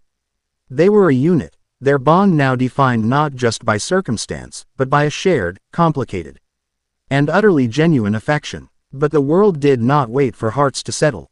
A week after their return to the Mather's mansion, a frantic messenger arrived, his ground dragon lathered and heaving. He bore a summons not from the royal council, but from Crush Karsten, head of another of the 5 royal candidate factions. Crush, a woman as sharp and unyielding as the sword she carried, had requested a meeting. It was not a political maneuver. It was a call to arms. They met on a windswept plain on the border of the Karsten and Mather's territories. Crush was there, resplendent in her military attire, flanked by her cat-eared knight, Felix, and her loyal retainer, Wilhelm van Astria. The old butler's eyes, usually gentle, held the grim, haunted light of a lifelong vendetta. The White Whale has been sighted, Crush announced without preamble, her voice cutting through the wind. It is migrating along the Flugel tree route. It will pass directly through this territory in 2 days' time. The name fell with the weight of a tombstone. Emilia gasped, her hand flying to her mouth. Huck phased into existence, his fur bristling. The White Whale. Here, Naruto's senses flared. He felt the ripple of fear and hatred the name invoked. He turned to Rem, whose face had gone pale as a sheet, her hands trembling. He gently placed a hand on her shoulder, a silent NCHOR in the storm of her traumatic memories. Crush's sharp eyes noted the gesture. My forces are already mobilizing. I have a deal to propose, Emilia-sama. We form a temporary alliance. Our combined forces, along with merchants I have hired, will face the great Mabeast. We have a chance to do what no one has done in 400 years, destroy the gluttony of the fog. It was a sound military strategy. But as Crush laid out her plans, catapult placements, knight deployments, magical support, Naruto felt a familiar sense of unease. It was the same feeling he'd had before the witches' cult attack. A sense that they were all looking at the wrong part of the picture. He closed his eyes, sinking deep into sage mode. He expanded his senses, not just around them, but across the entire territory, letting his perception flow like water. He was searching, not for the beast itself, but for that cold, empty null energy. He found it. It was faint, a whisper on the edge of reality, but it was undeniably present. Clinging to the magical ley lines that ran alongside the flugel tree. It wasn't just near the whale's predicted path, it was the path. The null energy was acting like a beacon, or a lure, guiding the beast along a specific route. This wasn't a random migration. It was a planned attack. "It's fog," Naruto said suddenly, his voice cutting through Crush's strategic briefing. All eyes turned to him. "The memory-eating fog. What is it?" Felix, the healer knight, answered, his tone unusually grim. "It's the authority of gluttony, Nya. A foul magic that erases a person's existence from the world. To those who survive, the victims are not just dead, they never were." Naruto's blood ran cold. Erasure. The same fundamental concept as the null energy. The same goal as the gospel of silence. "The whale is not just a beast," Naruto stated, his voice ringing with certainty. "It is a weapon. It's being used to test the fog on a massive scale."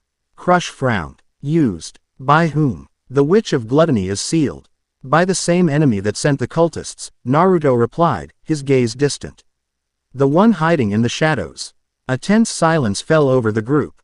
Crush, pragmatic and logical, was skeptical. But Wilhelm, the old swordsman, stared at Naruto with a newfound intensity.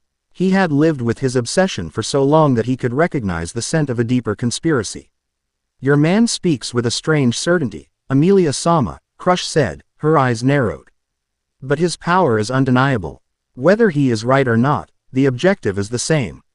Will you join us?" Emilia looked at Naruto. She saw the grim conviction in his eyes, the absolute certainty. She trusted him. "We will." The next 48 hours were a blur of frenzied preparation. Crush's forces were professional and efficient. But Naruto added a layer of impossible shinobi advantage. He created 1,000 shadow clones. They became a logistical miracle. They dug trenches in minutes that would have taken dozens of men hours. They scouted the entire flugel tree route, planting explosive tags, modified with his own chakra to be non-lethal concussive blasts, at key tactical points. They established a real-time communication network, a relay of clones that could pass messages faster than any magic or messenger bird. Crush and her retainers could only watch in stunned amazement. The sun-kissed knight was not just a one-man army. He was a one-man military command structure. On the night of the hunt, the air was cold and heavy with anticipation. The combined forces were assembled, a line of steel and magic stretching across the plain. Naruto stood on a small hill overlooking the battlefield, a command post he had established. Emilia, Rem, and Ram were with him, not as liabilities to be protected, but as key members of his unit.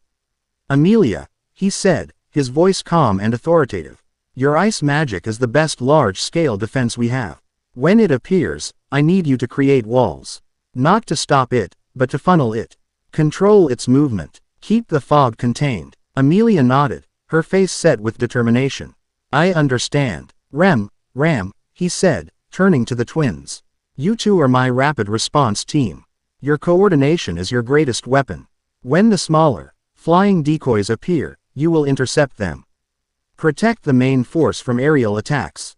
Do not engage the main body. Stay mobile, stay together."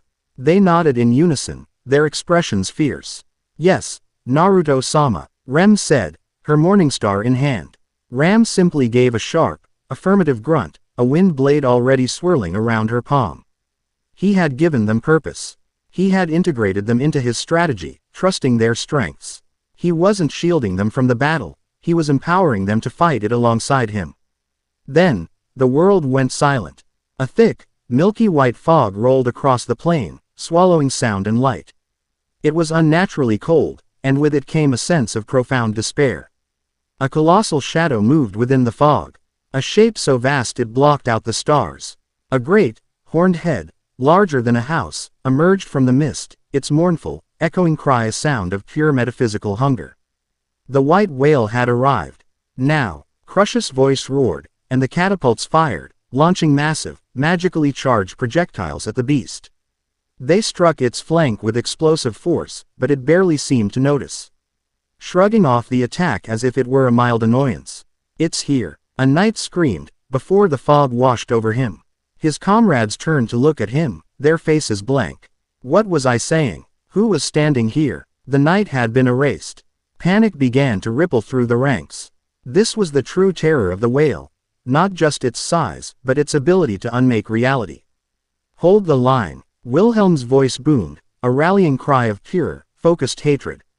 He drew his blade, his old body thrumming with a warrior's spirit. For Teresia, the whale opened its cavernous mouth, and the fog intensified, pouring out in a thick, choking wave. "Emilia, now," Naruto commanded. Emilia raised her hands. The air around her crackled with freezing energy.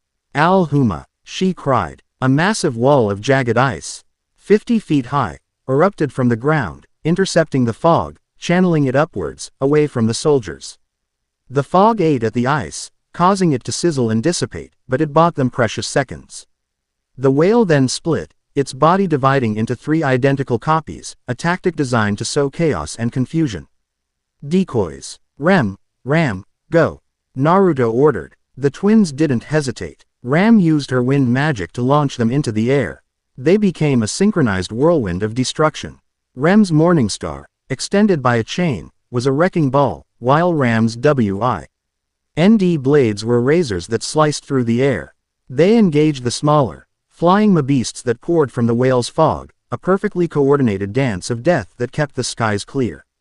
The battlefield was chaos. Soldiers fought bravely, but they were outmatched. Crush and Wilhelm, paragons of martial prowess, managed to land grievous wounds on the whale, but the beast's regeneration was monstrous.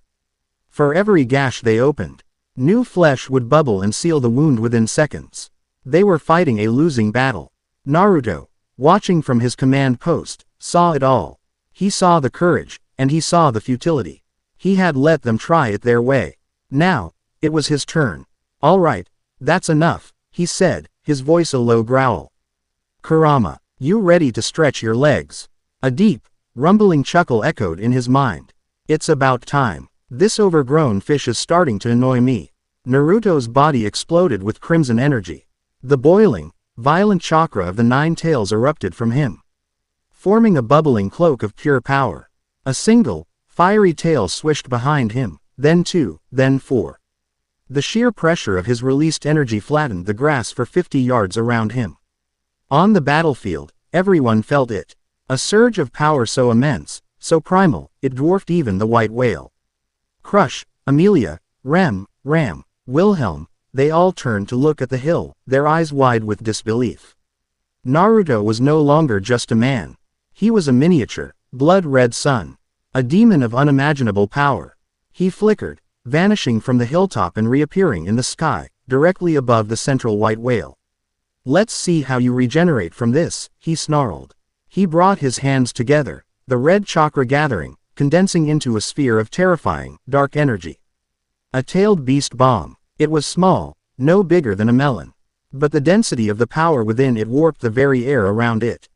He didn't throw it, he slammed it downwards, directly onto the whale's broad back. The explosion was not a boom. It was a silent, expanding dome of black and purple energy that vaporized everything it touched. A huge, gaping hole, 100 meters wide, was instantly carved out of the white whale's body. The beast let out a shriek of genuine pain, a sound that tore at the soul, and its body began to plummet from the sky. But it wasn't over. Even with half its torso gone, the beast was trying to regenerate. The null energy within it flared, a desperate attempt to unwrite the damage. Not good enough, Kit. Its core is still intact. It's using the fog to fuel its healing. Kurama roared. Then we'll just have to get bigger, Naruto replied, his grin feral. The red chakra cloak intensified, expanding, taking on shape and form. First, a skeletal ribcage of golden red energy surrounded him. Then, muscle and sinew of pure chakra layered over it. The transformation was a spectacle of terrifying, sublime creation. He wasn't just using the fox's power anymore. He was becoming it. What stood in the sky now was not a man. It was a colossal avatar, a bust of the 9-tailed fox made of pure, golden, life-affirming energy. It was a being of myth, a god of light made manifest, and T's sheer presence was a conceptual counter to the whale's life-erasing fog. Emilia, and Ram stared up at the golden titan, their hearts seized with a mixture of terror and absolute awe. This was his true form. The golden armored fox spirit they had heard whispers of. The man they loved was a literal demon god, a being of unimaginable scale and power. The Kurama avatar raised two of its colossal, golden arms. The claws, each the size of a carriage, descended. They didn't slash, they grabbed. The avatar physically seized the falling, regenerating white whale from the sky, its golden claws digging into the beast's pale flesh. The whale struggled, its fog lashing out, but the golden chakra of the avatar acted as a firewall, burning it away into harmless vapor. Gotcha! Naruto's voice boomed, echoing from within the avatar's head. He opened the avatar's giant, fanged maw. A swirling vortex of positive and negative chakra, the tailed beast bomb, began to form again, but this time it was 100 times larger. A miniature black sun crackling with apocalyptic power. He wasn't aiming it, he was going to feed it to the whale. He shoved the writhing, screaming beast directly into the avatar's mouth. Swallow this, he roared. He unleashed the technique. The world turned white. The sound was absolute, a physical shockwave that flattened trees for miles. The light was so bright Chi was as if a new sun had been born on Earth, and then had immediately gone supernova. When vision returned, the sky was clear. The fog was gone. The decoys were gone. The white whale was gone. Not just dead, it had been utterly and completely annihilated, reduced to its base particles and scattered to the winds. The only evidence it had ever existed was the miles-wide, glassed-over crater where Chi had impacted the ground after the point-blank explosion. The golden Kurama avatar stood for a moment longer, a triumphant, silent monument against the dawn sky. Then, it dissolved, fading away into motes of golden light, revealing Naruto floating in the air. The crimson chakra cloak receded, his sage markings faded, and he was just a man again. A man who had just single-handedly slain a myth. He drifted down to the ground, landing softly in front of the stunned, silent army. Crush was on her knees, not from injury, but from the sheer force of the shockwave. Felix was holding onto her, his own face pale. Wilhelm van Astria was weeping, his lifelong quest for vengeance fulfilled in a way he could never have imagined. Naruto stumbled, his legs weak. The effort had been immense. Rem was the first to move. She ran to him, catching him as he swayed, her small frame supporting his weight. Emilia and Ram were right behind her. You did it, Emilia whispered, her eyes shining with tears. Are you hurt, Barasu? Ram asked, her voice tight with a concern she could no longer hide. He just grinned, a tired, lopsided smile. Just a little tired. Told you we'd win. He leaned against them, the three women who had become his anchors in this strange world, and looked out at the devastation. He had won. He had saved them. But his victory had been a declaration. He had just shown this world, and the silent, watching enemy, exactly what kind of power had fallen into their midst. He had just painted a giant, glowing target on his own back. The war for this world's existence had just begun, and he had fired the first cataclysmic shot. Chapter 5 End. Chapter 6. The Sanctuary's Past and the Architect's Game. The aftermath of the white whale's destruction was a deafening silence that echoed across the continent. Nations didn't know how to react. A 400-year-old walking calamity, a great beast that had consumed armies and erased histories, had been obliterated in a single night. The official story, hastily spun by the Karsten and Emilia camps, was that a combined military operation had succeeded through brilliant strategy and a new, powerful form of fire magic. But the whispers told a different story. A story of a golden, nine-tailed god of destruction descending from the sky. Naruto Uzumaki was no longer just a person of interest. He was a geopolitical event. For Naruto, however, the victory was a heavy one. The sheer scale of the power he had unleashed had left him feeling exposed, and the lingering taste of the null energy he'd sensed within the whale was a constant, bitter reminder of the true, unseen enemy. He spent his days in a state of quiet, watchful tension, training, recuperating, and trying to piece together the puzzle of this new world with the limited information he had. The next piece of that puzzle came from Rosewall. The sanctuary, the clown-like Margrave announced one evening, his theatrical tone doing little to hide the gravity of his words. It is a place of great significance to me, and to you, Emilia Tan. It is time we paid it a visit. The villagers of Arlem have been evacuated there since the attack, but there is an issue. A barrier. That does not permit entry to those of mixed blood. His multi-toned eyes flickered to Emilia, whose face immediately fell. The barrier, she whispered, a familiar dread creeping into her voice. Indeed, Rosewall continued, his smile stretching. It is a trial, of sorts. One that I believe you are now ready to face. And since our dear Naruto-kun is so very protective, it seems only natural that he should accompany you. His gaze slid to Naruto, a silent, knowing challenge. Naruto's sage mode tingled. Rosewall's words were a performance, as always, but beneath them lay a tangled web of intent. The man wasn't just suggesting a trip, he was setting a stage. The sanctuary was another part of his elaborate, manipulative game. And he was inviting Naruto to play. Fine, Naruto thought, his expression unreadable. Let's see your hand. The journey to the sanctuary took them deep into a misty, ancient forest. The air here was thick with mana, so dense it was almost tangible. It felt old, sacred, and deeply sad.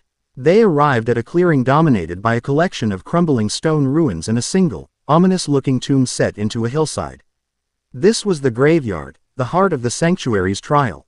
As Emilia approached the invisible line of the barrier, she was thrown back, a shimmering wall of light repelling her. She landed with a soft grunt, her expression a mixture of frustration and self-loathing. It's no use, she said, her voice small. It won't let me pass. Naruto walked up to the same line. He felt the mana of the barrier wash over him. It was a complex, powerful ward, designed to analyze a person's lineage. Their very blood, and deny passage. It scanned him, and for a moment, it seemed to hesitate, confused. It found no mana in him to analyze, no gate, no mixed blood of this world. It found only the vast, alien ocean of his chakra. Finding no reason to deny him, the barrier simply let him through. He passed the invisible wall without any resistance at all. He turned, standing on the other side, and offered Emilia a hand. Try again, with me. Hesitantly, she took his hand. Their fingers interlaced. As she stepped forward, the barrier flared. It tried to push her back, but it met the immovable anchor of Naruto's presence. His chakra, a force completely outside its programming, acted as a shield, a buffer that confused the ancient magic. The barrier flickered, sputtered, and then, with a soft hum of defeat, it allowed her to pass. She stood beside him, inside the sanctuary, her eyes wide with disbelief. I'm through. But how? It doesn't know what to make of him, a new voice said. A young man with sandy blonde hair and sharp, predatory eyes stepped out from behind one of the ruins. He was dressed in rough-spun clothes, but he carried himself with an arrogant confidence. It's never seen anything like him before. He looked Naruto up and down, his gaze lingering on him with intense, hostile curiosity. So, you're the monster who killed the whale. You don't look like much. This was Garfield Tinsel, the self-proclaimed shield of the sanctuary. Naruto just ignored him, his attention focused on the large, stone tomb. His senses were screaming. The mana here was incredibly dense, but it was also strange. It felt like a recording, a memory of a person's power left to linger for centuries. And beneath it all, far deeper, was the strongest concentration of the null energy he had ever felt. It was pooled here, dormant but vast, like a deep, dark, silent ocean beneath the sanctuary's foundations. This place was a nexus. The trial, Emilia said, her voice trembling as she looked at the tomb. I have to face it. Alone. You're never alone, Naruto said, his grip on her hand tightening reassuringly. I'm with you. He led her into the dark, musty interior of the tomb. The air was cold and still. In the center of the main chamber was a glowing dais. As Emilia stepped toward it, the light intensified, and a figure began to coalesce from the motes of mana in the air. She was a woman of stunning, almost unnatural beauty, with snow-white hair and eyes as black as the void. She wore a black funeral dress and a serene, knowing smile. Welcome, my dear daughter, the woman said, her voice a soft, melodious whisper that seemed to echo from the past. It has been a long time. I am Echidna, the Witch of Greed. Emilia froze, her mind reeling. This was the trial. A confrontation with a specter from the past. Echidna's black eyes then shifted, her smile widening as she looked at Naruto. And you are an anomaly. A fascinating, beautiful, glorious error. A being of life so vibrant it casts a shadow on reality itself. Your soul is a sun. I have never seen anything like it. Tell me, what is your desire? Knowledge, power. I can give you anything. Everything. All I ask for in return is a chance to study you. Her offer was seductive, a siren song of unlimited knowledge. But Naruto had seen this game before. Orochimaru had offered him power. Pain had offered him a twisted piece. He knew a manipulator when he saw one. I desire nothing from you, Naruto said, his voice flat. He stepped in front of Emilia, shielding her. We're here to finish this trial. Nothing more. Echidna's smile didn't falter. Very well. The trial is simple. Face your past. Embrace that which you have sealed away. But for you, O vibrant one, your past is not of this world. Your trial shall be different. A glimpse of what could have been. A taste of a world without pain. She snapped her fingers. The world dissolved. The cold, musty air of the tomb vanished, replaced by the warm, familiar scent of wood smoke, cherry blossoms, and dango. Naruto found himself standing not in a dark crypt, but on a familiar street. The street. He looked up, and his breath caught in his throat. The Hokage monument. But it was different. There were only 4 faces carved into the mountain. The 5th and 6th were missing. He was in Konoha, but it was wrong. Or, was it right? Naruto. There you are, son. Your mother was worried you'd be late for dinner. Naruto turned, and his heart stopped. A man stood there, smiling at him. A man with familiar spiky blonde hair, kind blue eyes, and the white and red Hokage cloak draped over his shoulders. Dad, Naruto whispered, the word a ghost on his lips. Minato Namikaze, the 4th Hokage, alive and well, clapped him on the shoulder. Come on, let's go. Kushina's made your favorite ramen, and you know how she gets when it gets cold. He was led, as if in a dream, through the streets of a village. Chi was both familiar and achingly different. The Uchiha clan's district was not a cordoned off, silent memorial. It was a bustling, vibrant part of the village. Uchiha clansmen in their police force uniforms walked the streets, laughing and talking with other villagers. He saw a young Itachi, his face free of the lines of pain and grief, sparring with a cheerful, boastful Shisui in a public training ground. He saw Sasuke, his own age, arguing with his parents, Fugaku and Makoto, about his training, a normal family squabble. The Uchiha massacre had never happened. He arrived at a small, warm house. The door opened, and a woman with fiery red hair and a joyful, beaming smile pulled him into a crushing hug. There's my little boy. Honestly, Minato, one of these days he's going to miss his own birthday. Kushina Uzumaki ruffled his hair, her touch real, her warmth seeping into his very soul. He was led inside. The house was filled with the sense of his childhood dreams. His parents were alive. The village didn't hate him. They revered him as the Hokage's son. He wasn't a Jinchuriki. Minato had found another way to seal the 9 tails on that fateful night, surviving the ordeal. He was just Naruto. A normal, happy, beloved boy. Echidna's voice whispered in his mind, a silken temptation. This is the world you deserved, Naruto Uzumaki. A world without pain. A world without loss. A silent, peaceful world where all your wishes are granted. You can stay here. You have earned this peace. Just accept it. Let go of the noisy, painful reality you left behind. He sat at the dinner table. His mother placed a massive bowl of ramen in front of him. His father smiled at him. It was perfect. A perfect, beautiful lie. He picked up his chopsticks. He looked at the perfect ramen. He looked at his perfect parents. And he saw the faces of Emilia, Rem, and Ram. He saw Emilia's determined, lonely eyes. He saw Rem's fragile, hopeful smile. He saw Ram's sharp, fiercely protective gaze. He remembered their fear during the cultist attack. He remembered their awe after the battle with the whale. He remembered the feeling of them standing beside him on the balcony, their hearts as open and confused as his own.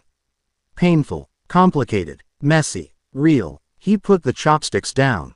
No, he said, his voice quiet but firm. Minato and Kushina's smiles wavered. What is it, son? Is the ramen not to your liking? Kushina asked, her voice glitching, becoming thin and metallic. This isn't real, Naruto said, his voice growing stronger. He stood up, pushing the chair back. My parents are dead. They died to protect me. They died to protect the village. Their sacrifice, their love, it made me who I am. He looked at the illusion of his father. You taught me what it means to be a Hokage. He looked at his mother. You taught me how to love. Your memory is not a weakness to be erased. It is my greatest strength. The world around him began to flicker, the image degrading like a faulty photograph. Echidna's voice was sharp now, laced with frustration. You fool, why would you choose pain? Why would you choose a world of struggle and loss when perfection is offered to you? This is peace. This is silence. Your silence is a lie. Naruto roared, his own chakra flaring, a golden aura that began to burn away the illusion.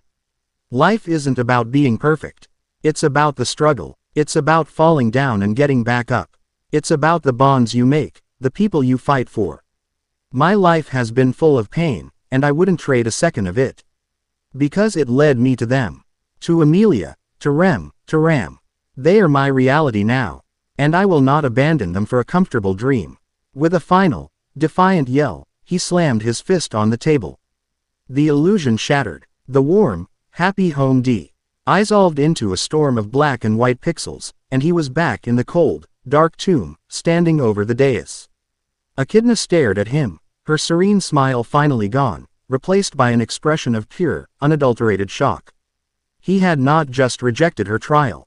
He had destroyed it with the force of his own will. Incredible, she breathed. To reject paradise for the sake of others, your desire is not for yourself, but for them. What a fascinating, beautiful, illogical creature you are. Naruto ignored her. He turned to Emilia, who was just coming out of her own trance, tears streaming down her face from the confrontation with her own past. He pulled her into a hug, his embrace firm and real. It's okay, he whispered.